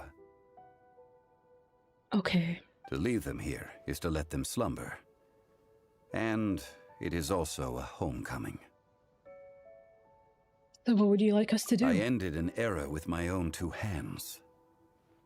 Yeah. I've always wondered how I should remember that which I ended. History records, but history may be changed. Clearly. This incident proved that. Time is a mighty force, and history's twist in its flow. Maybe I should, start a counter or something. How many times time is mentioned? And this just makes me more anxious. You know why? Because of the fuck-ass ties between time and Animo. Time and... how many times have I heard that statement? I actually want... Venti, I need to talk to you. Like, really talk to you. Time is a mighty force, and history's twist in its flow. I need to find a better way of recording history in order to engrave its truth. Mm-hmm. Stone carvings were one such ancient method, but unchanging stone, immovable earth, even one such as myself. Someday we may all disappear. Zhongli. Therefore, I thought of you, traveler. Oh. You are one who crosses the celestial atlas, and who passes through countless worlds. If our history is engraved in your memory, it will one day accompany you into another world. So you want me to preserve the history? That's a lot of information. I'm not gonna lie, that's a lot of information to hold. But trust, I'm gonna write all of this down. I haven't written so much, because I was so, I was so into this story quest, I didn't write anything on my notebook. But trust, after this stream ends, I'm gonna write everything down. As long as a traveler like you is able to record what happened, then a backup of sorts will exist for times and tides of Teyvat. So that's why you wanted us to come with you. Sounds like tough work. Now then, it is time that we consigned both the Salt Chalice and Salt Ruler to the sea. Huh? Why do we need to throw them into the sea? As I said before, This is the place to which the remnants of many bygone gods are That's true. consigned. That's true. This includes Osial, Overlord of the Vortex, who the Jade Chamber most recently returned to this ocean prison. Thousands of years ago, Cutscene. the Adepti and I fought against the turmoil that plagued every corner of this land. Whoa. Guyan Stone Forest, where I sealed many gods with my spears. After so long, naught but folktales remain. Osial, you and I were foes, but our ancient grudge is but a bygone memory now.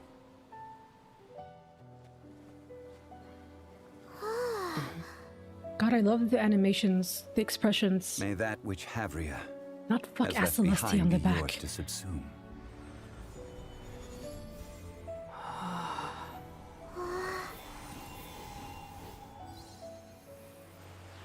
Wow.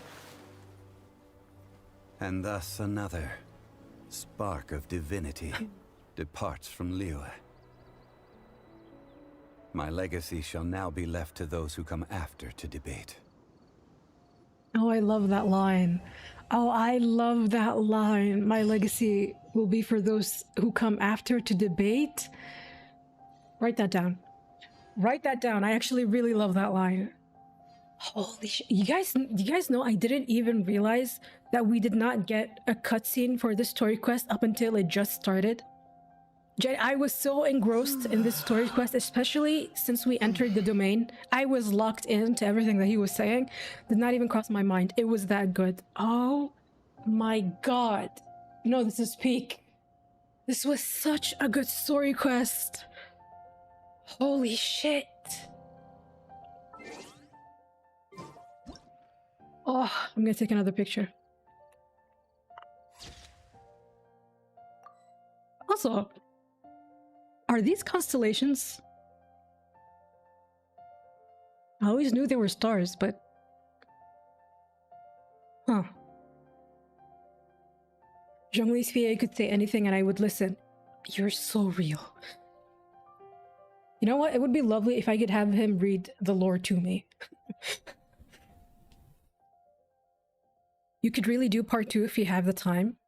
It being less doesn't really matter. Don't tempt me right now. Don't tempt me. The stream, I've been streaming for almost, it's about to be 2 hours. I don't know if I actually have to, what time is it? Ooh, wait, actually people are texting me. I don't think I could fit in the second one today, unfortunately. But we'll do part 2 another time. Preferably after, because after this, I'm gonna do Zhao and Hu Tao's story quest. Then we're gonna watch Lantern Rite together. Which that's exciting. I have, you know what's interesting? I guess that makes sense. I was gonna say I don't know how I feel about Hu Tao, but I mean, yeah, I really don't know how to feel about her because I have not met her at all. It's sad that she wasn't in the Archon quest.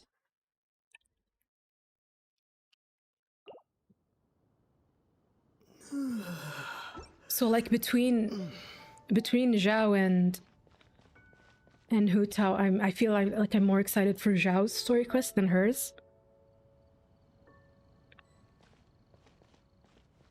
Wait, I want to take a picture of him in daytime. Is he gonna disappear? Actually, wait, I'm scared he's gonna disappear. Let me talk to him first. I will remain here for a while. I fear that moments of reminiscence like this can only grow fewer. I feel a bit bad for the God of Salt. We did not measure right and wrong during the days of the Archon War in the same manner as we do today. That's a good point. That is a good point. Of course, as I am now. Of course, as I am now. I only wish that she could have lived in a gentler time. Don't make me cry again. Yeah, I wish that too. I will remain here for a while. I fear that moments of reminiscence like this can only grow fewer. Actually, I did not think of this. Won't those relics cause Asile to grow in power? Though the Salt Chalice and Salt Ruler do They're have minimal, power no? in their own right, they are nothing before Asile. If a day comes when he should recover his strength and return, I believe that even so, he will be defeated once more.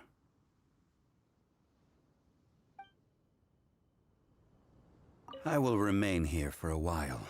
Asile was already I fear salty that enough. moments of reminiscence like this. Yeah, he did not need fewer. that chalice. That is a good question. In the past, I might have given you a most specific answer. But now... Yes. I suppose I will continue in my role as a consultant at Wangsheng Funeral Parlor.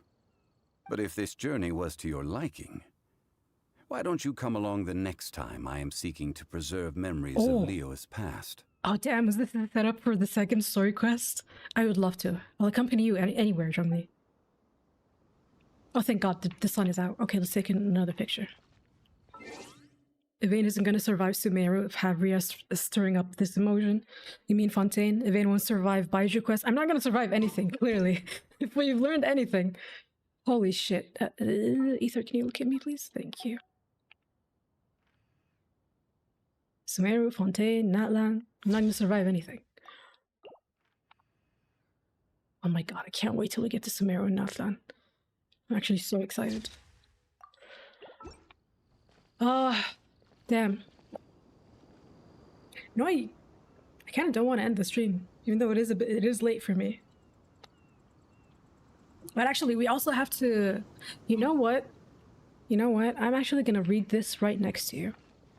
I know I can't... We decided that we're going to read his character profile and all the other things that are related to Rex Lapis's lore after we do his second story quest. But... where am I? There is the Diary of the Adventurer Roald, I think that's his name. That, I don't know, well, okay, never mind. I was gonna say, I don't know why this was written in like the timeline that I'm following, because I have like this document that shows the order everything was released in. And it also shows like books or anything that are related to the quest. It's actually such a handy, like, thank God. I really wish I remember who sent me that link. I think several people did, but I love that document so much. And I look at it all the time. So after that, it said like in the section where it's written that I should do Zhongli's story quest, in the bottom it says that I should read this afterwards. Not I should, it's just like recommended. And I can see why, because volume 1 talks about Salterea, or no, I already forgot how they pronounced it. Teray? Salteray. I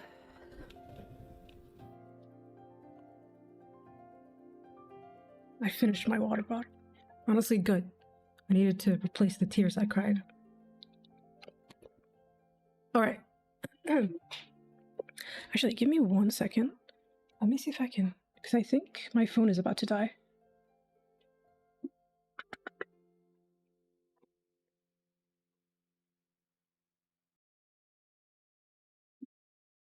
Alright, I'm gonna lose tracking for a second, but it's fine.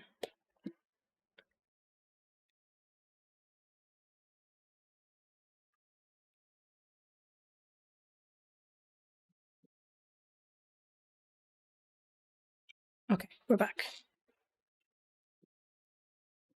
You have to put in mind every Archon quest will be longer than before.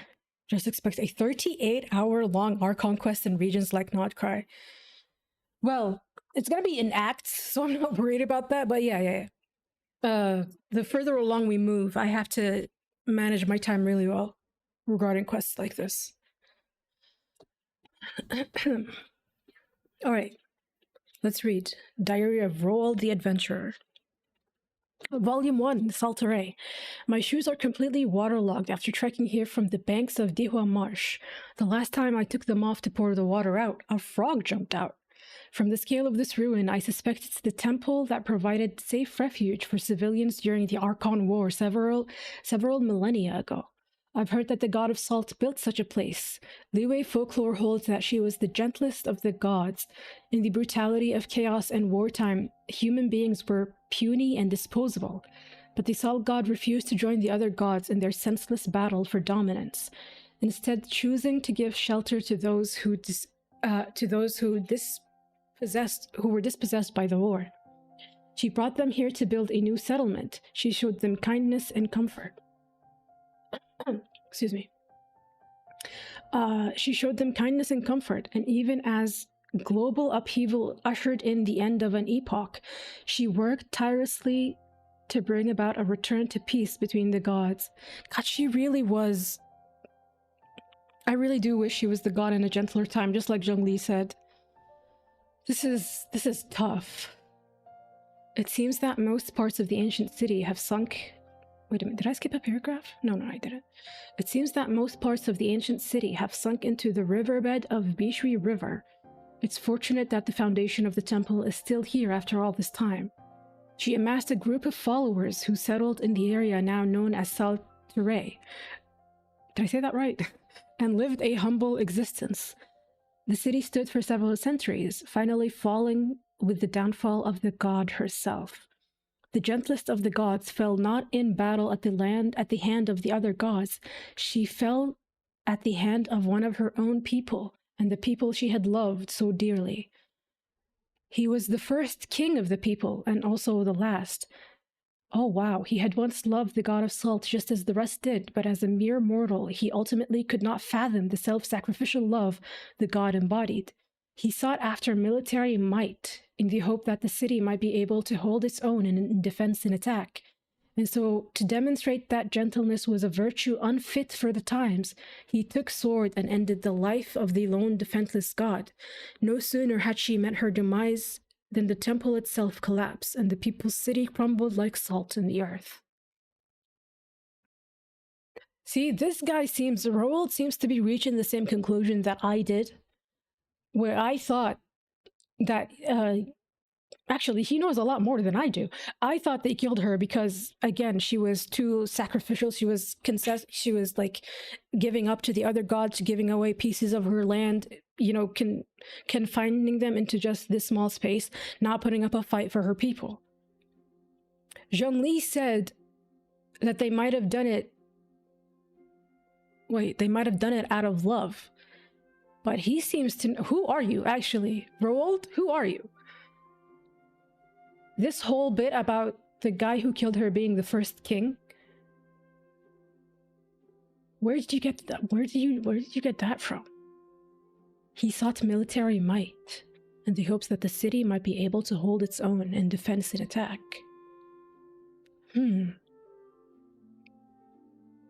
As for the treacherous king's fate, theories abound, but none are certain. Some say he continued to reign in solitude from the ruins for centuries. Okay. You kind of lost me here. Pause. He took a sword and ended the life of the lone, defenseless god. As for the treacherous... As for the treacherous king's fate, theories abound but none are certain. Some say he continued to reign in solitude from the ruins for centuries, finally turning to dust long after the cries of war had subsided. The ruins had been engulfed by the river, and insects had hollowed out his scepter.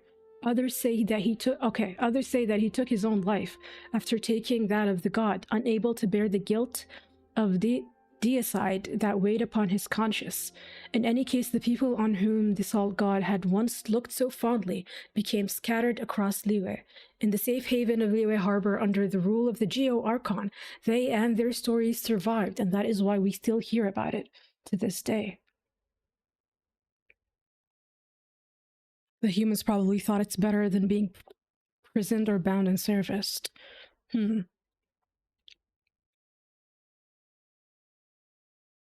This kind of goes against the things that we saw in that cave.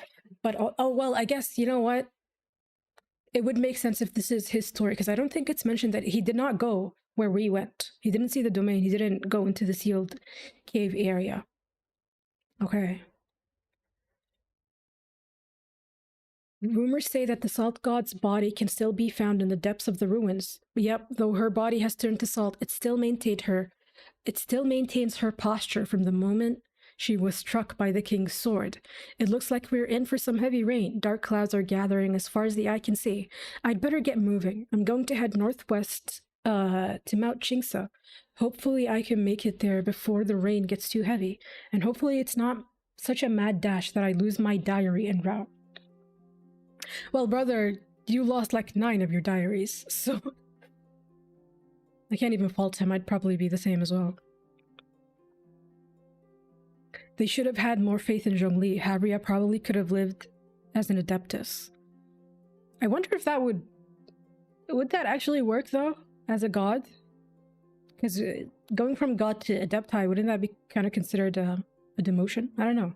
Though again, with the type of personality that Habria had, that genuinely might have worked. Volume 2, Chingsa Village. Leaving Dragonspine, I waded through rivers, walked across shoals carpeted with silver grass, and made my way through sun-dappled bamboo forests before finally arriving at Mount Chingsa. My shoes and clothes were all soaked from the heavy rain. Luckily, the elders in the village were kind enough to let me hang my clothes in the assembly hall. They even prepared dry clothes and some food for me. There were many children in Chingsa Village. Sweet as they may be, they can become quite clingy. There were many elders here. People living here seemed happy and carefree. The elders said that most of the young people had gone to work in Liyue Harbor. Many of them already had a family there, and they would send money back every month. Having seen the prosperity and convenience of the city, it's hard for these young people to go back to the rural. I hate when the R's and L's are so close together. It gets me tongue-tied every time. It's hard for these young people to go back to the rural life here. Liyue Harbor has brought peace and prosperity to Chingsa Village for the time being, but eventually it would also be the cause of its demise. Legend has it that the word Chingsa originated from the name of an ancient monster, Chi. Chi, of course, is what we call it now in the contemporary language, but in ancient times, the people of Liyue pronounced it as Chingsa.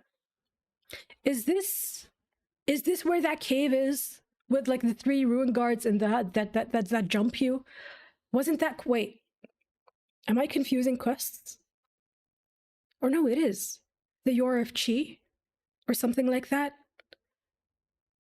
Because it was very northern part of Liyue. Yeah, it is that quest. Yeah.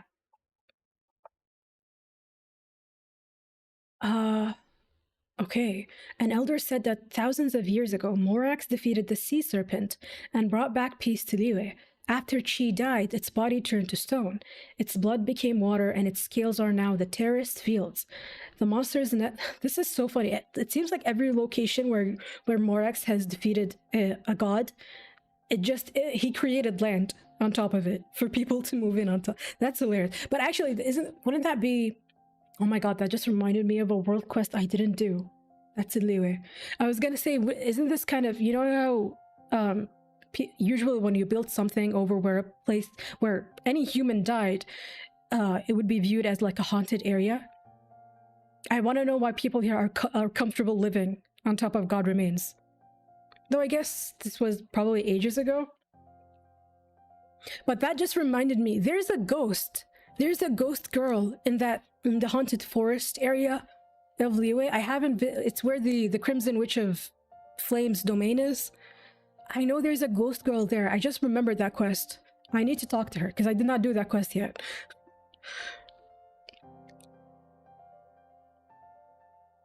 An elder said that thousands of years ago, Morax defeated the sea serpent and brought peace back to Liyue. After Chi died, its body turned to stone, its blood became water, and its scales are now the terraced fields. The monster's nest became what we now call Mount Chingsa. But after a quick look, I believe the mountains consist of mostly rocks shattered by impacts from the outside. No traces of a hydro monster can be found in the rocks. Perhaps the corpse of Chi is long gone, and this monster turning into a mountain thing is nothing but an ancient tale. That's also, yeah, that could be true. My next destination is the lake located amongst the stone peaks of Dreyung Karst. It's said that there is a labyrinth where the Adepti live.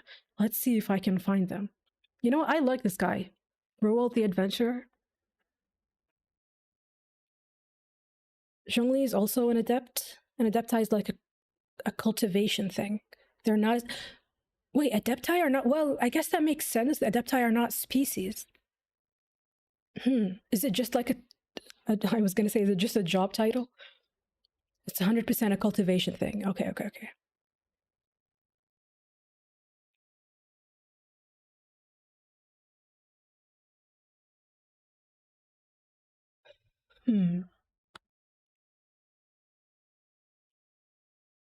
Also, this... I wonder what timeline Roald existed in. Like, can I actually... Do I get the chance to see him in game? Is he dead? I don't know. Volume 3, Aosang Lake, Dreyunkarst. I seem to have lost yet another diary. I don't understand. I even made sure to say to myself 3 times, whatever you do, don't lose your diary. But then I got caught up in my adventure and it went straight out of my head. I waste so much paper every year. I do hope the Dendro Archon won't mind. Oh, he's from Sumeru? Oh my god, is he from Sumeru? Or is it just like a general thing because he's wasting, I guess, knowledge by losing these diaries? I wonder.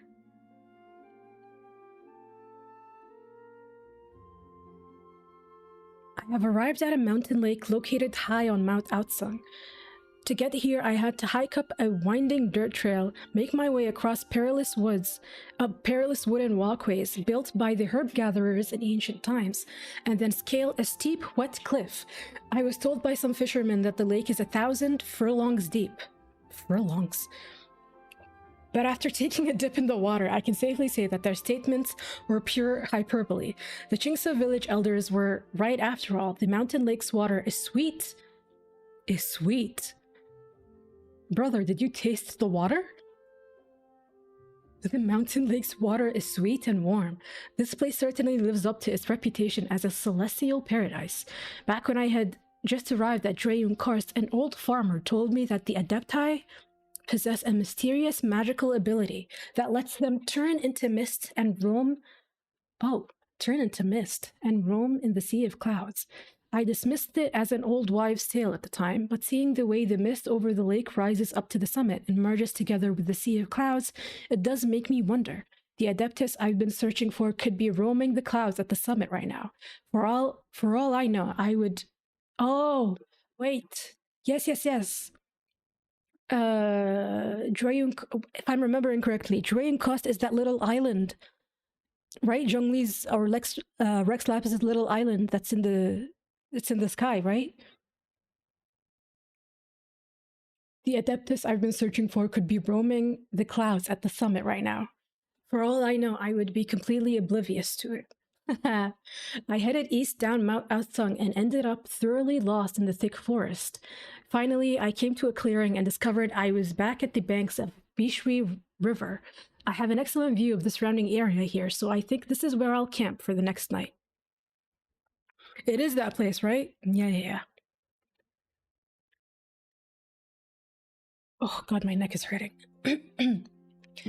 While I was sorting through my things at the camp, I met a young lady who looked like she was out on a treasure hunt. She was called Eduardo, and she complained that she was heading west to look for a miraculous lake at the foot of Mount Aotsung. Legends tell of an Adeptus who lives beside a lake at the foot of Mount Aotsung on the northern side. If that's true, then that's sure to be where the Adeptus keep their secret treasure too. I know exactly what I'll do when I get my hands on that treasure. She a treasure hoarder? She quickly changed her tune, as if suddenly realizing how she sounded. I'd contact the guild and report to them that I found it. I am a proud member of the Adventurers Guild and I have completely no connection to the well, thank you, there you go. That's my answer. I have completely no connection to the treasure hoarders. Indeed, some adventurers are in the business for material wealth alone, but I'm reminded of the classic Liyue saying, to each their unfathomable own. But whatever her motivations, she's a fellow adventurer nonetheless, and a genuine one at that. I must say, I was tempted to head west in search of this fabled miraculous lake by myself, after hearing Eduardo talk about it. But in the end, I decided to stick with my existing plan, bearing an unforeseen circumstance. I will proceed to the Guili Plains to see what sights and treasures are waiting to be discovered there, and hopefully I won't lose my diary again this time. Again, bearing any unforeseen circumstance, I can't lose another one. May any unforeseen circumstance be well and truly barred. Oh. You know what? You kind of remind me of Bennett a little bit.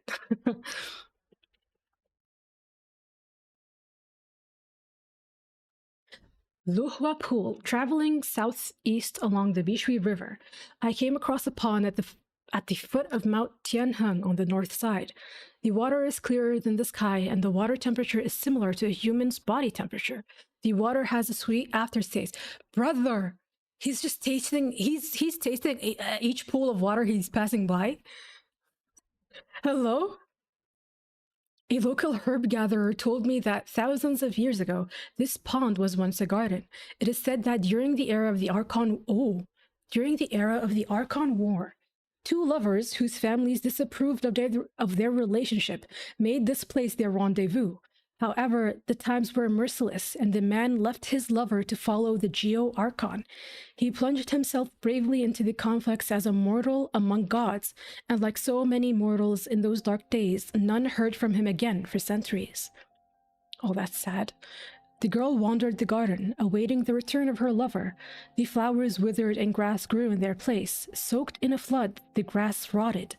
And when the flood too had subsided and to dust she had returned, her tears then converged into this pond. Perhaps it was her deep longing that made the water here so clear and gentle. Oh. I spent an afternoon here and nodded off while taking a bath in the pond. When I woke up, the stars were already glittering in the night sky. I noticed a baby fox slinking around me, but it got scared and ran away when I looked up. Not until later did I realize that one of my shoes was missing and my bag of provisions had been ransacked. Oh my god, Roald. It took longer than I expected to pack my luggage. My next destination is the delta of the Bishui River in the northeast, Yaoguangshou. Disease maxing. No, on God. He's just tasting every body of water he comes across. Should be thankful this one was clear.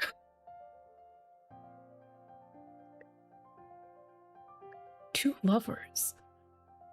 And then the pond, the body of water appeared after the girl's death. I mean, it is a legend, but that is a sweet sentiment, I guess. Or a really sad one. Water has many flavors to a discerning palate. Yeah, Nouvelette. You know what? I should give this to Nouvelette. I think he would enjoy it. Volume 5, Yaoguang Shoal. This is the delta of the Bishui River, where the sand and mud carried by the river has accumulated into an open and flat shoal. When I finally arrived, the shoal was shrouded in a blanket of fog, and my new shoes were soaked again. Oh my god. I heard the sound of some unknown monsters coming from the fog, but couldn't quite tell their exact location. All that was left to do was set up the tent and wait for the blasted fog to drift away. While I was staying at the Wangshu Inn, a merchant told me about the legend of the of the Yaoguang Shoal. He started with a poem. Jade-lustered waves washed into the ocean while a conch lay empty on the white shoal. The meaning of the poem is that the sunlight, pure as jade, glimmers on the surface of the Bishui River and seems to flow into the sea along with the river water. But at the Green Conch Lodge of the young... Oh my god, I'm fumbling all over my words. Green Conch Lodge at the Yaoguang Shoal has been unoccupied for some time. I once ventured into the fog to visit the seashell sanctuary, but didn't see the owner. A legend among the fishermen has it that the Green Conch Lodge was the home of an adeptus, the Green Conch itself. Wait a minute. You guys said that being an adeptus, it's more of a cultivation rather than a species. How many of them are there? Because I thought it was just the Cloud Retainer, Mountain Shaper, Zhao. I thought it was just those guys. But there's a lot?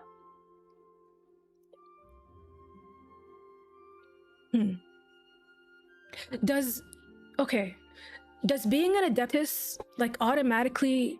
Because the way I understand it, if someone is an Adeptus, they work for Zhongli, or they work under the Zhongli. Is that not true? Like, can there be an Adeptus or, like, Adepti who's not tied to Zhongli?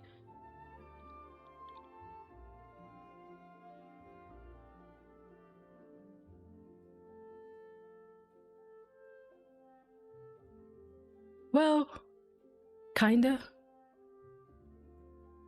Many Adeptus made contracts with Zhongli, but it's not a requirement.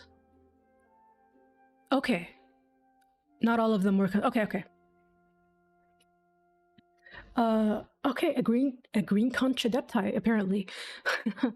The green conch adepti itself, in fact, constituting part of her very being.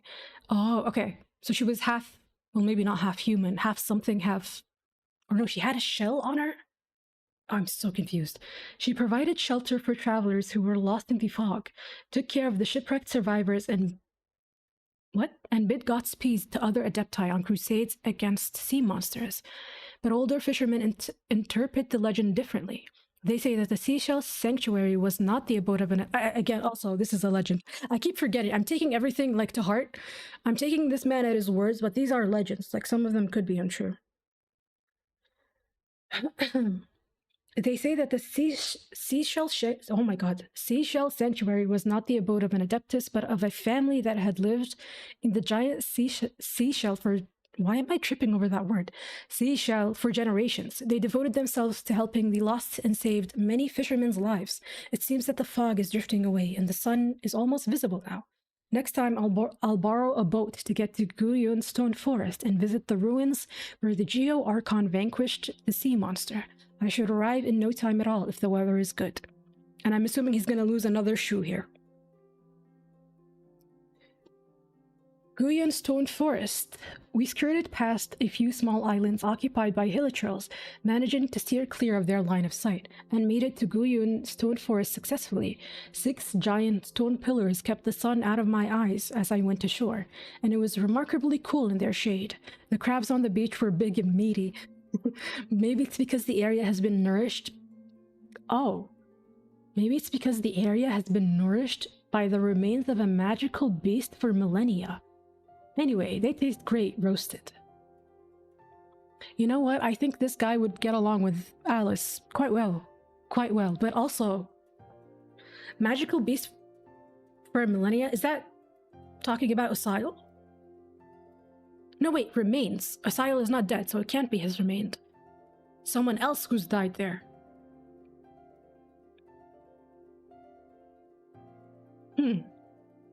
Also, it's a magical beast. It doesn't have to be necessarily a god.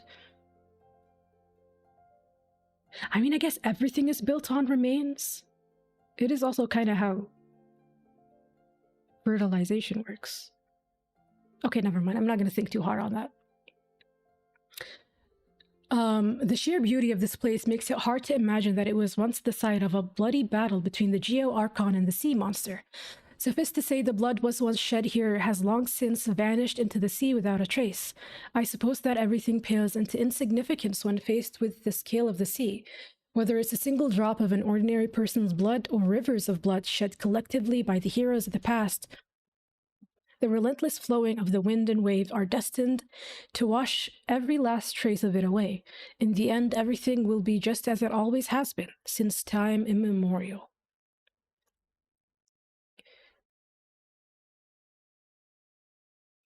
From what I remember, 2 big factions in Liyue's past included land gods versus ocean gods. Oh.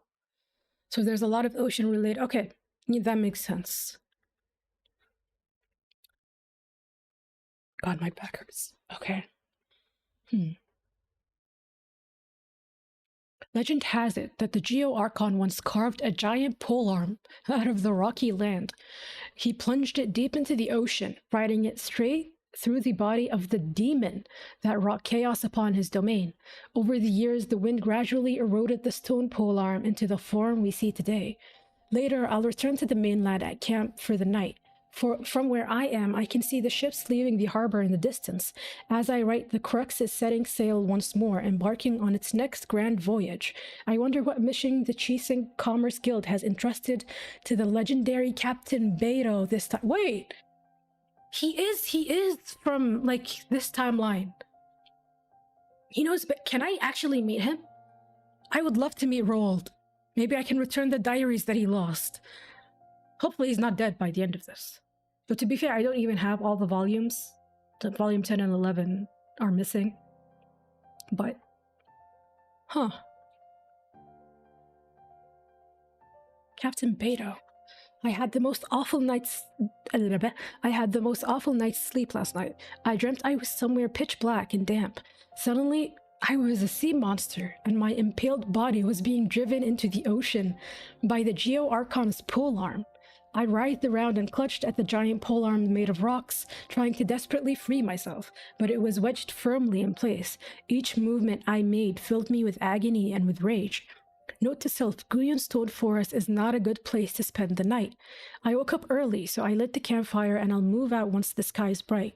My next stop is Liyue Harbor. I just need to be somewhere that I can get my clothes washed, beard trimmed, that sort of thing. Once I sorted myself out, I'm making another trip to Dream Karst. I didn't make any progress on fighting the Adepti last time. This time, I think I'll try my luck at Qingyun Peak. Another note to self, do not lose my diary again. I think you can meet him in Inazuma. I would love to, actually. Oh my god, is he stuck in Inazuma? That would be hilarious if he actually is. Because isn't it a closed nation right now? Did he get there to continue his adventuring and then he got locked into the whole thing happening with Bryden? That's both hilarious and I slightly feel bad for him. Volume 7, Qingyun Peak. I shall preface my adventure... Wait, I wanted to talk about something, actually. The fact... Okay, maybe it's because he's been thinking about it. He's been thinking about the war, or the fight between Zhongli and the... what is he called? And Osayo. And I know if you think of something really hard, you can end up dreaming of it, you know, over the night. But the fact that he had the dream from Osayo's point of view while he slept there, that's kind of terrifying, I'm not gonna lie. Would it kind of work as a vision? I wonder if Osayo did that, I guess on purpose, or if it's just something that maybe I should not think of it that hard, but it did cross my mind while I was reading that. Qingyun Peak. I shall preface my adventurer's diary with a stern reminder to myself. Recently, I keep discovering that I've misplaced my diary every time I feel like I want to write in it. God, I wonder how many things he knows that he wanted to write down, but he couldn't because he kept losing his diary. Oh, Roald, you must learn to be more careful in the future. After climbing from what feels like an eternity, I have finally reached the top of the precipice. I'm surrounded by a sea of clouds. It's impossible to know where in the midst of the sea of clouds I once stood, looking up at this celestial place where the Adepti dwell. Apart from the few oddly shaped trees, there are barely any signs of life here at the top of the precipice. Occasionally, a lapis glade will let out a high-pitched cry before diving down into the clouds. Diving down. Oh, yeah. Oh, right. He would be above the clouds at that point. Diving down into the clouds and disappearing from view. Up the hill from here at the Adeptus' dwelling, but there's... Wait. Up the hill from here is the Adeptus' dwelling, but there's a few things I need to sort out before I head up. The most pressing issue is repairing my climbing gear. I'll also tend to a few cuts and grazes while I'm at it.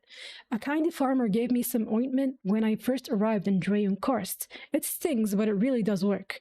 Nights atop the precipice offer little in the way of comfort. The relentless winds above the clouds pierce to the bone. It's difficult to shelter oneself from it, because it finds its way to you through all the tiny gaps in the tent, and there's no way you could keep a campfire alight in this wind. A good night's sleep is therefore out of the question. I wonder if the Adeptus who dwells at the summit ever gets lonely and dispirited being surrounded by nothing but the cold, heartless wind. At the end of a long, sleepless night, I finally watched the moon set into the sea of clouds. I'll make sure my pack is securely fastened. Then at the daybreak, I'll begin my journey to the summit where the Adeptus dwells. Hopefully, the altitude is high enough that it won't rain. I hope he actually gets to meet someone. But 2, Qingming Peak, is that where Cloud Retainer is? If it's that isolated, she's all I can think about. Because I know that she, like, I also made that comment about her when we first met her. That she was more isolated than the other 2.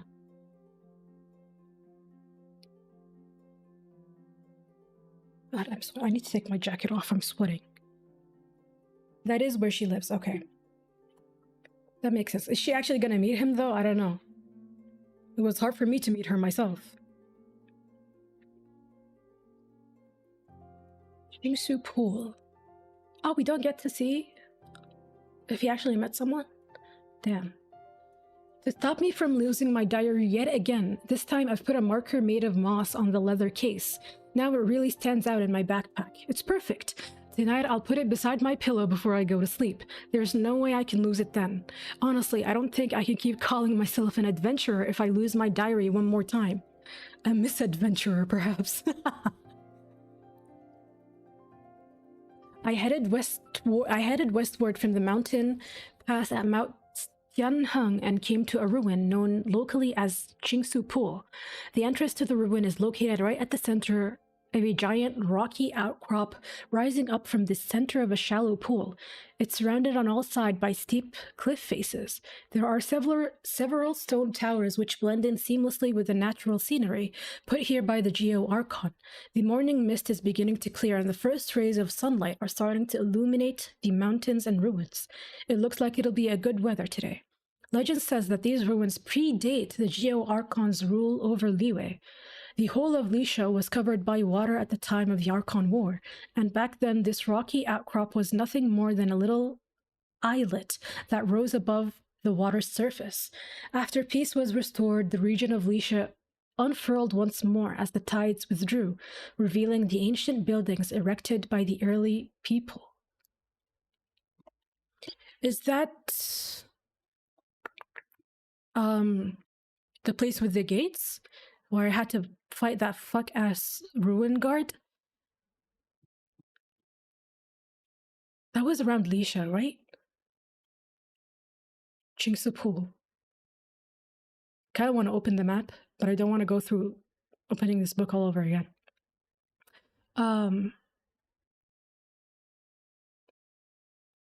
It predated the Geo Arc. Well, I guess that, okay, that makes sense. Predated the Geo Archon's rule. Back when I was at Wangshu Inn, I met a scholar from Sumeru named Soraya. Oh my god, Soraya! I did her world quest, both of them. She had done a fair bit of research on the room. No, wait. Not Soraya. I mixed her up with the other girl. What was her name? I wrote it down. I think both of them were scholars from Sumeru, no?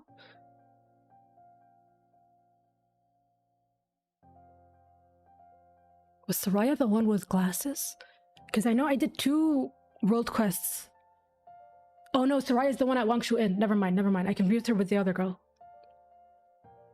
Back when I was at Wangshu Inn, I met a scholar from Sumeru called Soraya.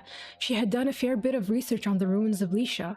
Once she got talking about it, she could talk all day. What she told me was that these ruins were left behind by an evil god whose name has been wiped from the record and its people. But in the end, the sea gave way to the forests and fields.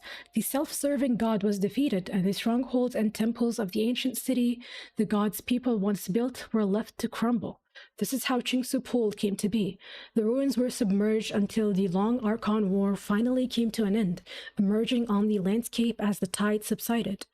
Maybe these crumbling remains have been left as a nostalgic reminder of a bygone era for the Adepti and the other deities.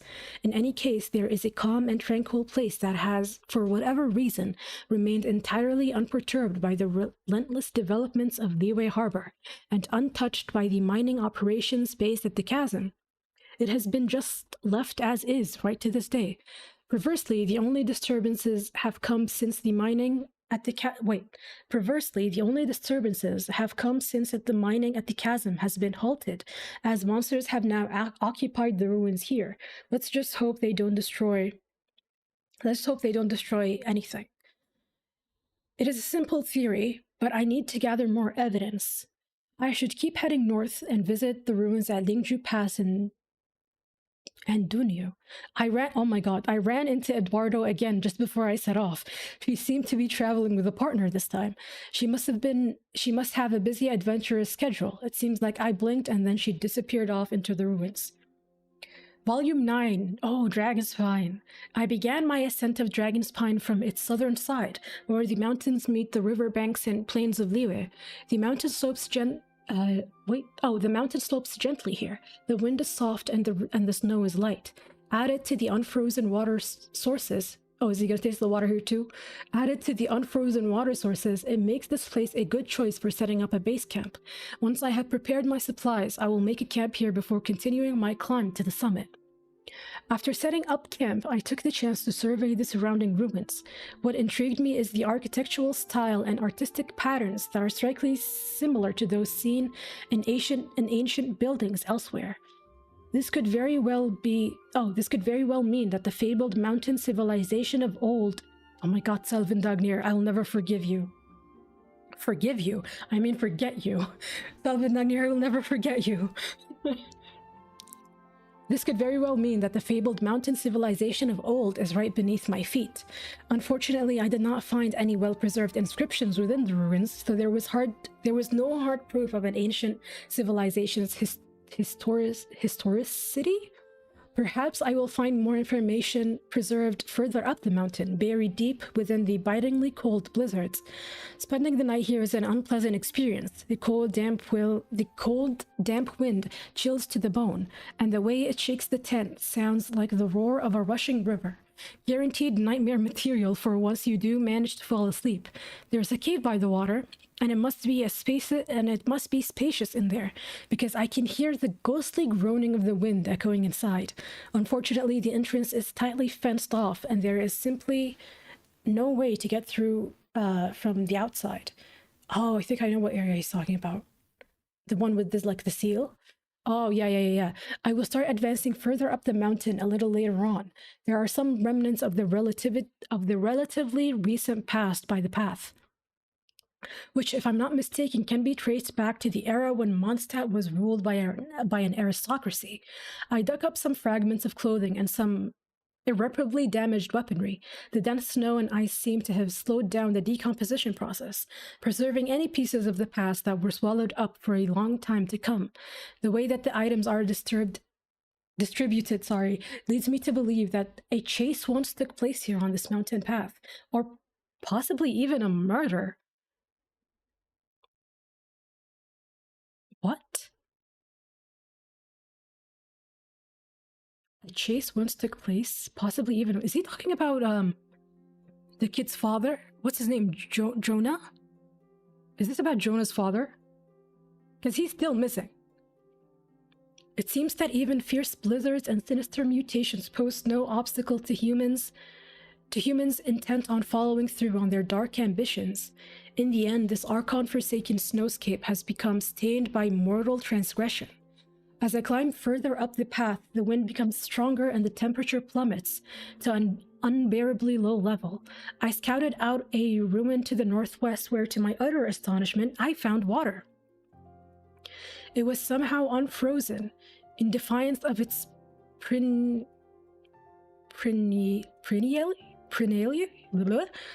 defiance of the blizzard-beaten surroundings. From the location, I would estimate that it's linked to the stream I saw further downhill.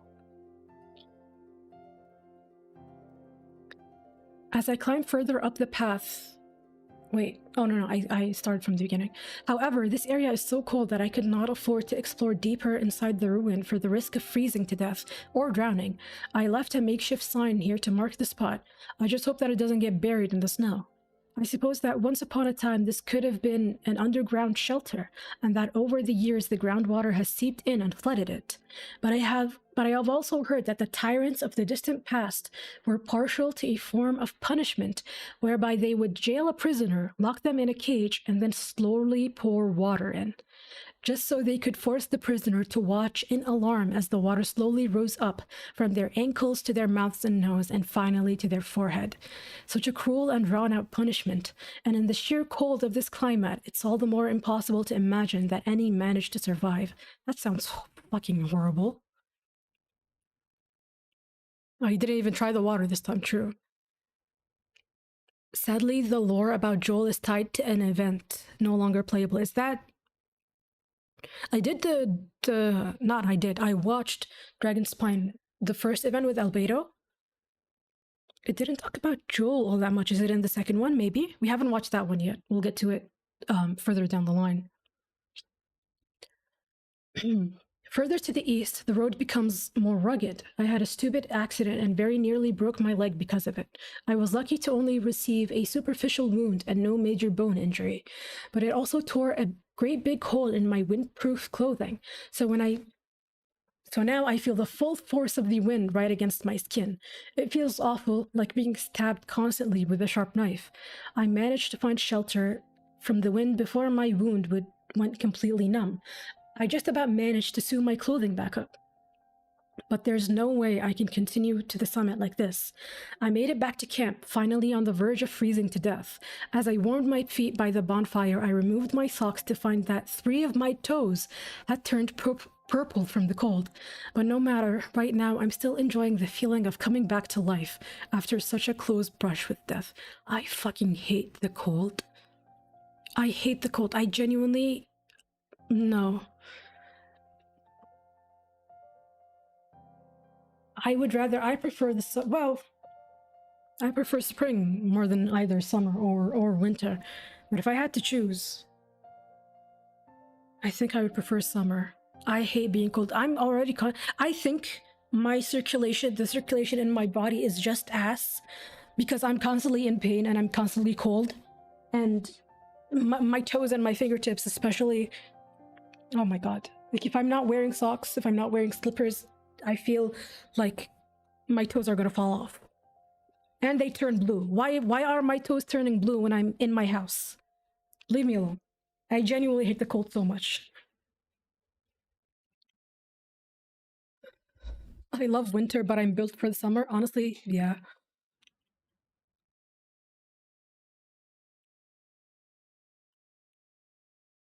Which is why I actually think it's a mercy from God that I was not born anywhere where winter actually gets below 0. I've never seen like snow in my life, like real snow. I've been to places where they have like the artificial snow kind of, and those are cold as fuck. But I've never seen real snow. And even though I would love to, I think it would just have to be like a day thing. Like I'll see it for the day and then go back. Because I'm not built for that environment at all. I am built for the desert. Not that the desert doesn't get cold. By the way, the desert is freezing at night.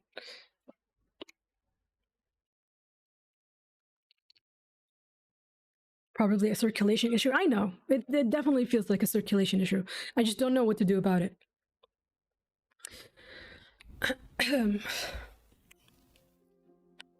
When the storm died down a little, I looked up and caught a view of the peak, towering there silently against the dark sky, encircled by a giant jagged rock, and yet secluded among them in the center. The bard's song tell of an ancient evil dragon, Durin, who lies buried there in the mountain stream. I wondered if it too, oh my god, don't get me started. I wonder if it too yearns for the celestial heights, even as it gazes up with its rotten and blinded eyes. Many villagers who live at the foot of the mountain liken this monstrous mountain to a blind spot. Oh, a blind spot in the eyes of the god. in the eyes of the gods. A place ruled by the inscrutable force of fate. Whoa. Old Mondstadt fairy tales speak of the mountain as a place of punishment that was abandoned by the wind of time. What did I say? What did I fucking say about wind and time, Anemo and time? Old Mondstadt fairy tales speak of the mountain as a place of punishment that was abandoned by the wind of time and left for the howling winds to sweep in and freeze everything in its moment of destruction. Pause. Oh my god! Wait a minute, is that why there's no seasons? Wait, is Mondstadt genuinely, not Mondstadt, is Dragonspine genuinely frozen in time? I thought it became frozen because of this, the nail that fell. The nail fell, there was like a environmental calamity that happened. But it's... freeze everything in its moment of destruction. Actually, you know what? If Dragonspine was actually frozen, that actually makes sense. Frozen at the moment of its destruction might be because if the destruction actually went through, the ramifications of that. Oh, you think Roald got it wrong? You assume it's the nail? I don't know. That seems like a... genuinely, that sounds like a really good theory. Because if you freeze it at the moment of destruction, the ramifications of that wouldn't actually extend to Mondstadt itself. It stopped just at Dragonspine.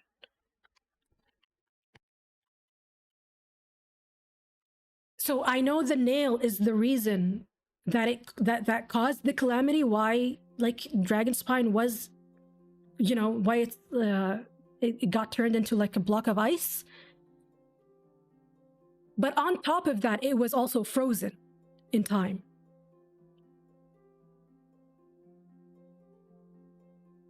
Which brings me back to the fuck-ass wind and time thing. Was it Venti protecting... well, I would understand that. Was it Venti protecting Mondstadt or ensuring that the damage maybe wouldn't reach further into the civilization? Holy shit. Yet something still stirs here, at the peak of the mountain. I heard its call in my dream. Bro! Wait, no, actually, I don't think it's a lie anymore. I commented on that with, like, the Osail moment, where he had a dream from... Is it something special to Roald? Or is it because of the areas that he's been?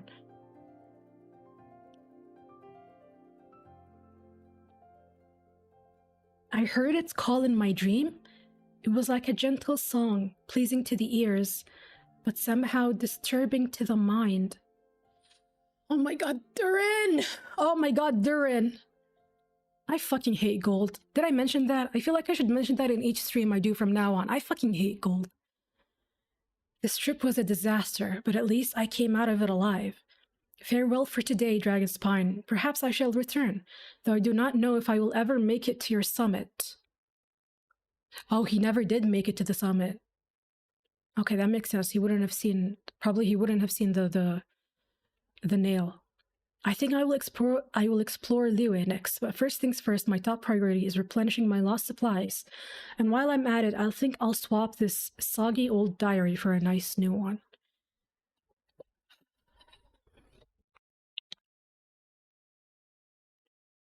This, first of all, I want to meet Roald. I want to shake his hand. This was both entertaining and really informative, especially this last part about Dragonspine. Oh my god.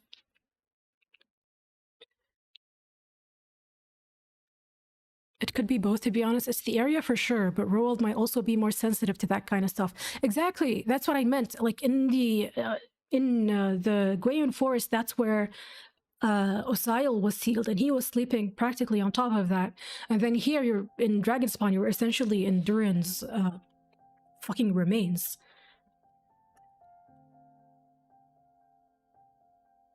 Probably a combination, but I want... See, now I want other people to go sleep in Dragonspine and tell me if they have dreams.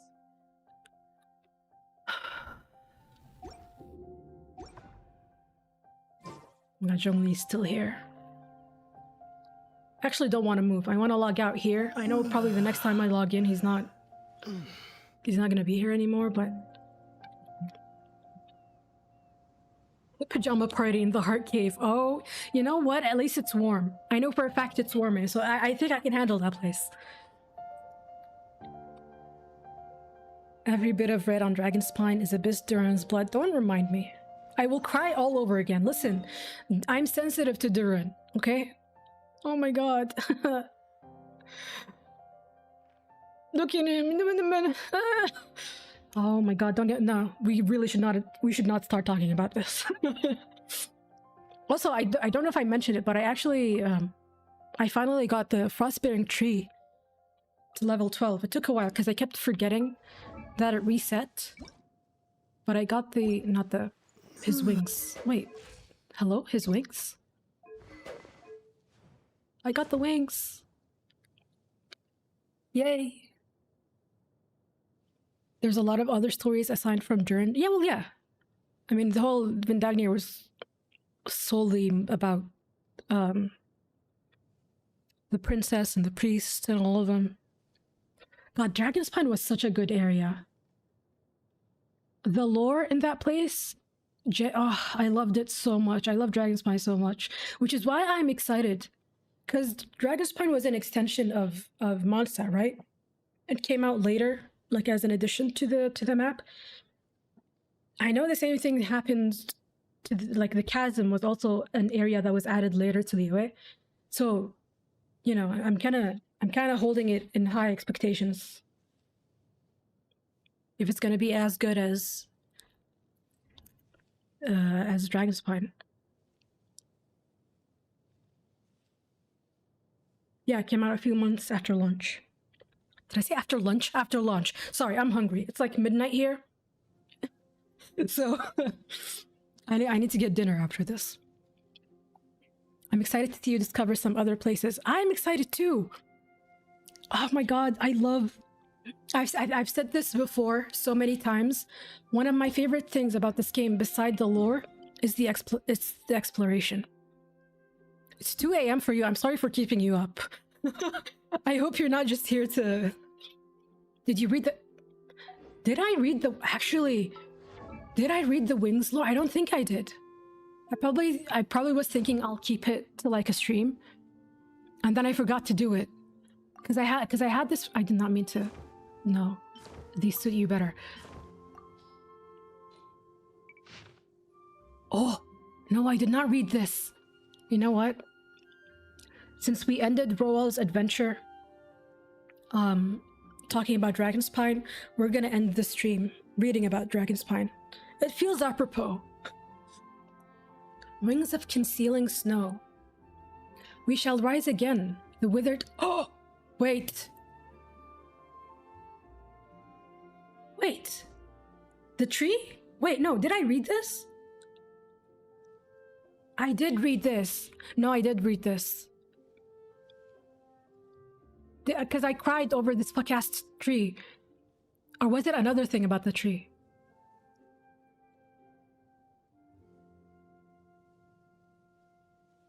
I feel like I read this. Hang on. We shall rise again. The withered tree has sprouted anew. For a time of still greater trial is coming. No, wait. Wait. Oh, it was the weapon. I didn't read this. So the owls warned the falcons once upon a time. Wait a minute. Hang on. Let me reset. Let's reset. Wait a minute. Also, the falcons, like Vanessa. Vanessa turned into a falcon at the very end of... It was a falcon, right? Not an eagle? I don't know my birds to this day. We shall rise again. The withered tree has sprouted anew. For a time of still greater trial is coming. So the owl warned the falcons once upon a time. But the falcons who overlooked the land ever had it in their hearts to... Wait. But the falcons who overlooked the land had it in their hearts to rule the skies. And truthfully, what could challenge them from for that dominance? Oh, they're talking about the dragon? Because, I mean, a dragon in the sky would overtake a fucking falcon. So they did not heed the warning of the owls, and even scorned them, taking them for cowards. These birds that only dare hunt at night are helpless as hatchlings, they thought. Later, rhyme that froze the mountain like like a pinning nail, shattered the tree that shadowed the mountain kingdom. Oh, Salvindagnir.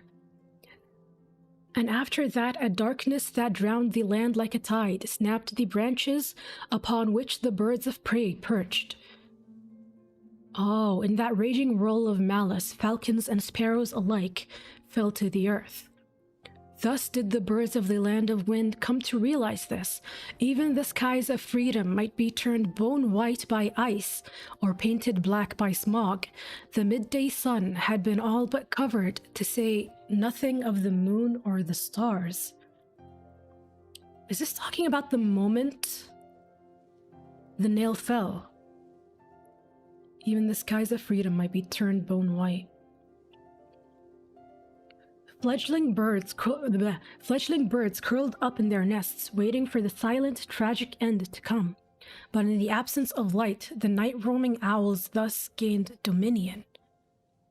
Until a long, long time later, the weak young falcons would be kept alive, growing up on prey brought from places unknown. The sky, too, would eventually clear up, and though the mountain would remain covered in snow and ice, life would grow again, faint and fragile on the ground. The nestlings would never know who it was. Whoa, oh my god. Shut up. Shut up. The nestlings would never know who it was who saved them. The dragon, lovely as jewels, would also be forgotten, as would the eyes of the owls that had once shone brightly in the darkness. Today, the branches that birds perched upon in antiquity have grown out once more, though they are stained an ominous crimson. Oh, the fallen. And though this is a tangential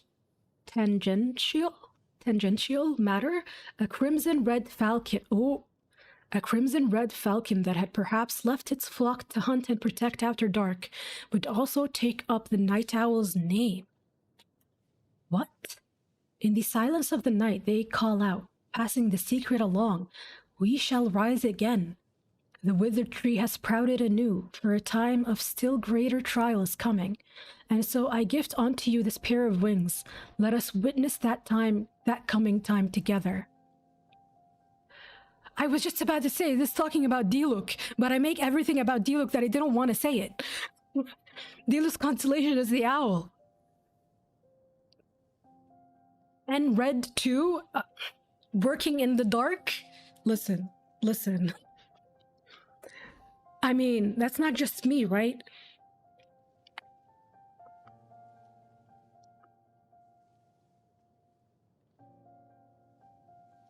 Oh my god. I did not expect that I would get Diluc lore in the Wing Glider. I thought it would talk more about about Dragonspine more. I mean, it is talking about Dragonspine, but I thought it would be more about, I don't know, Durin maybe? Holy shit. Oh, I love Diluc. I love Diluc so much.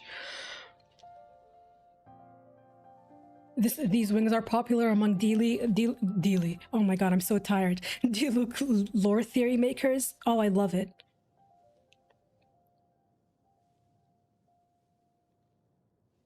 Owls and falcons. He has a falcon too in his... Diluc is everything. He has a falcon in his animation. My king. Oh, I love him so much. I love him so much. Are you gonna buy his skin? Brother. I'm pretty sure this is like the first purchase I made in this game. I love him that much. But yeah, that is ironic. Those wings do look better on Kaya than Diluc. He doesn't have anything that well... no, that's ugly. The Natlan wings Utsuden bets, but I'm not getting those anytime soon. God damn it.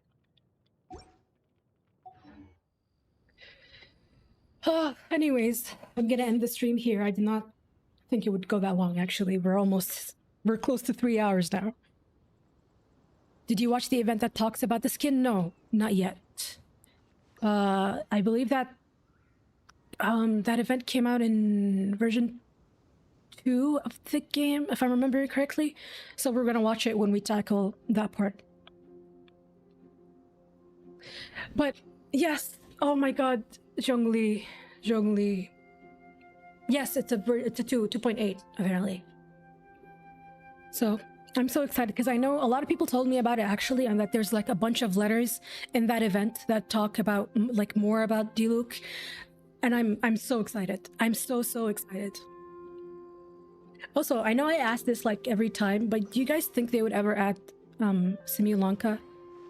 Actually, the next version should be the summer patch, right? For you guys? It's like the last patch of Notcry. Do you guys think they'll make that permanent? I hope they make that permanent so I can play it, and then I hope they also add Simulanka retroactively. I need to play. Oh, I want to play Simulanka.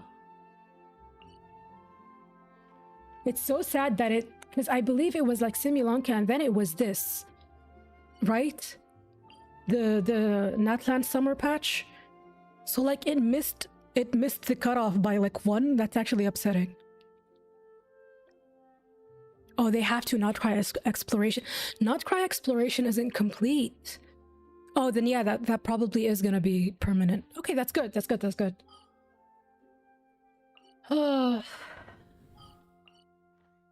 Okay.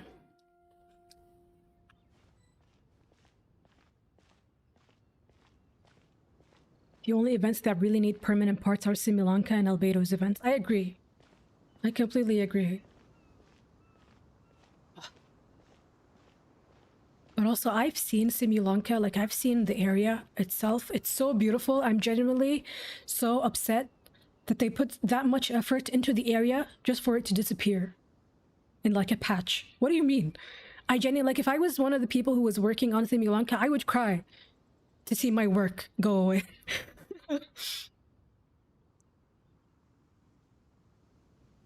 How is your ping so good? I don't know. But like, please don't jinx it. I get very nervous when it starts getting yellow and red. God. Are you gonna pull for Lohan? Probably. I want to. Ideally, I want to. I'd like to. So like, next version is Sandrone, right? Because of the drip marketing. And she's gonna be the only new character, and I'm not interested in her. So I think I can afford going for Lohan. Maybe even Mavwika, we'll see how that goes. And then after that, I think I'd probably want the first unit of Snezhnaya as well. Depending, obviously.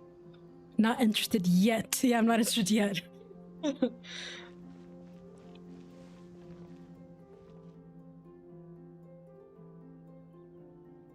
Do you guys want to pull for Sandrone? I don't think I'd look forward to Sandrone pre-Notcry either. Yeah. Maybe my opinions will change once I...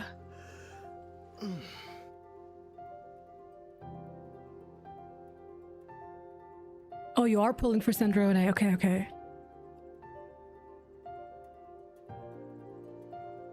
I want her even after her I saw that actually, her redesign. I'm not gonna lie, it kind of made me upset. Not even a little. It was upsetting. I liked how she looks in Notcry more. Have you guys seen that picture on Twitter of it's like her 3 designs? One of them is like the I think where she was shown in the trailer, and then the other was like her in Notcry, and then the third is how she's gonna be released as a playable character. I saw that picture on Twitter, and I saw the one in the middle is my favorite.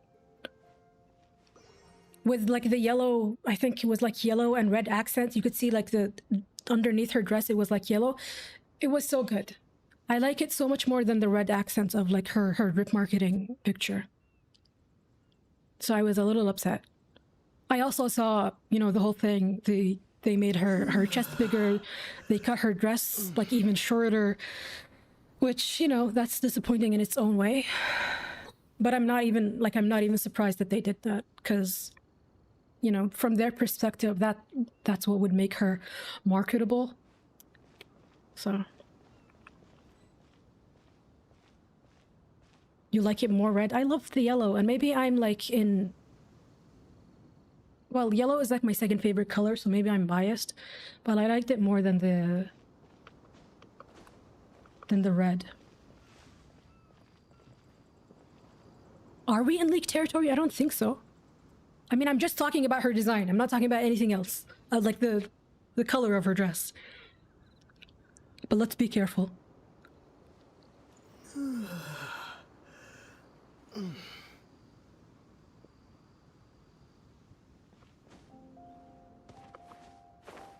Okay, then if we're in leak territory, let's cut the conversation here.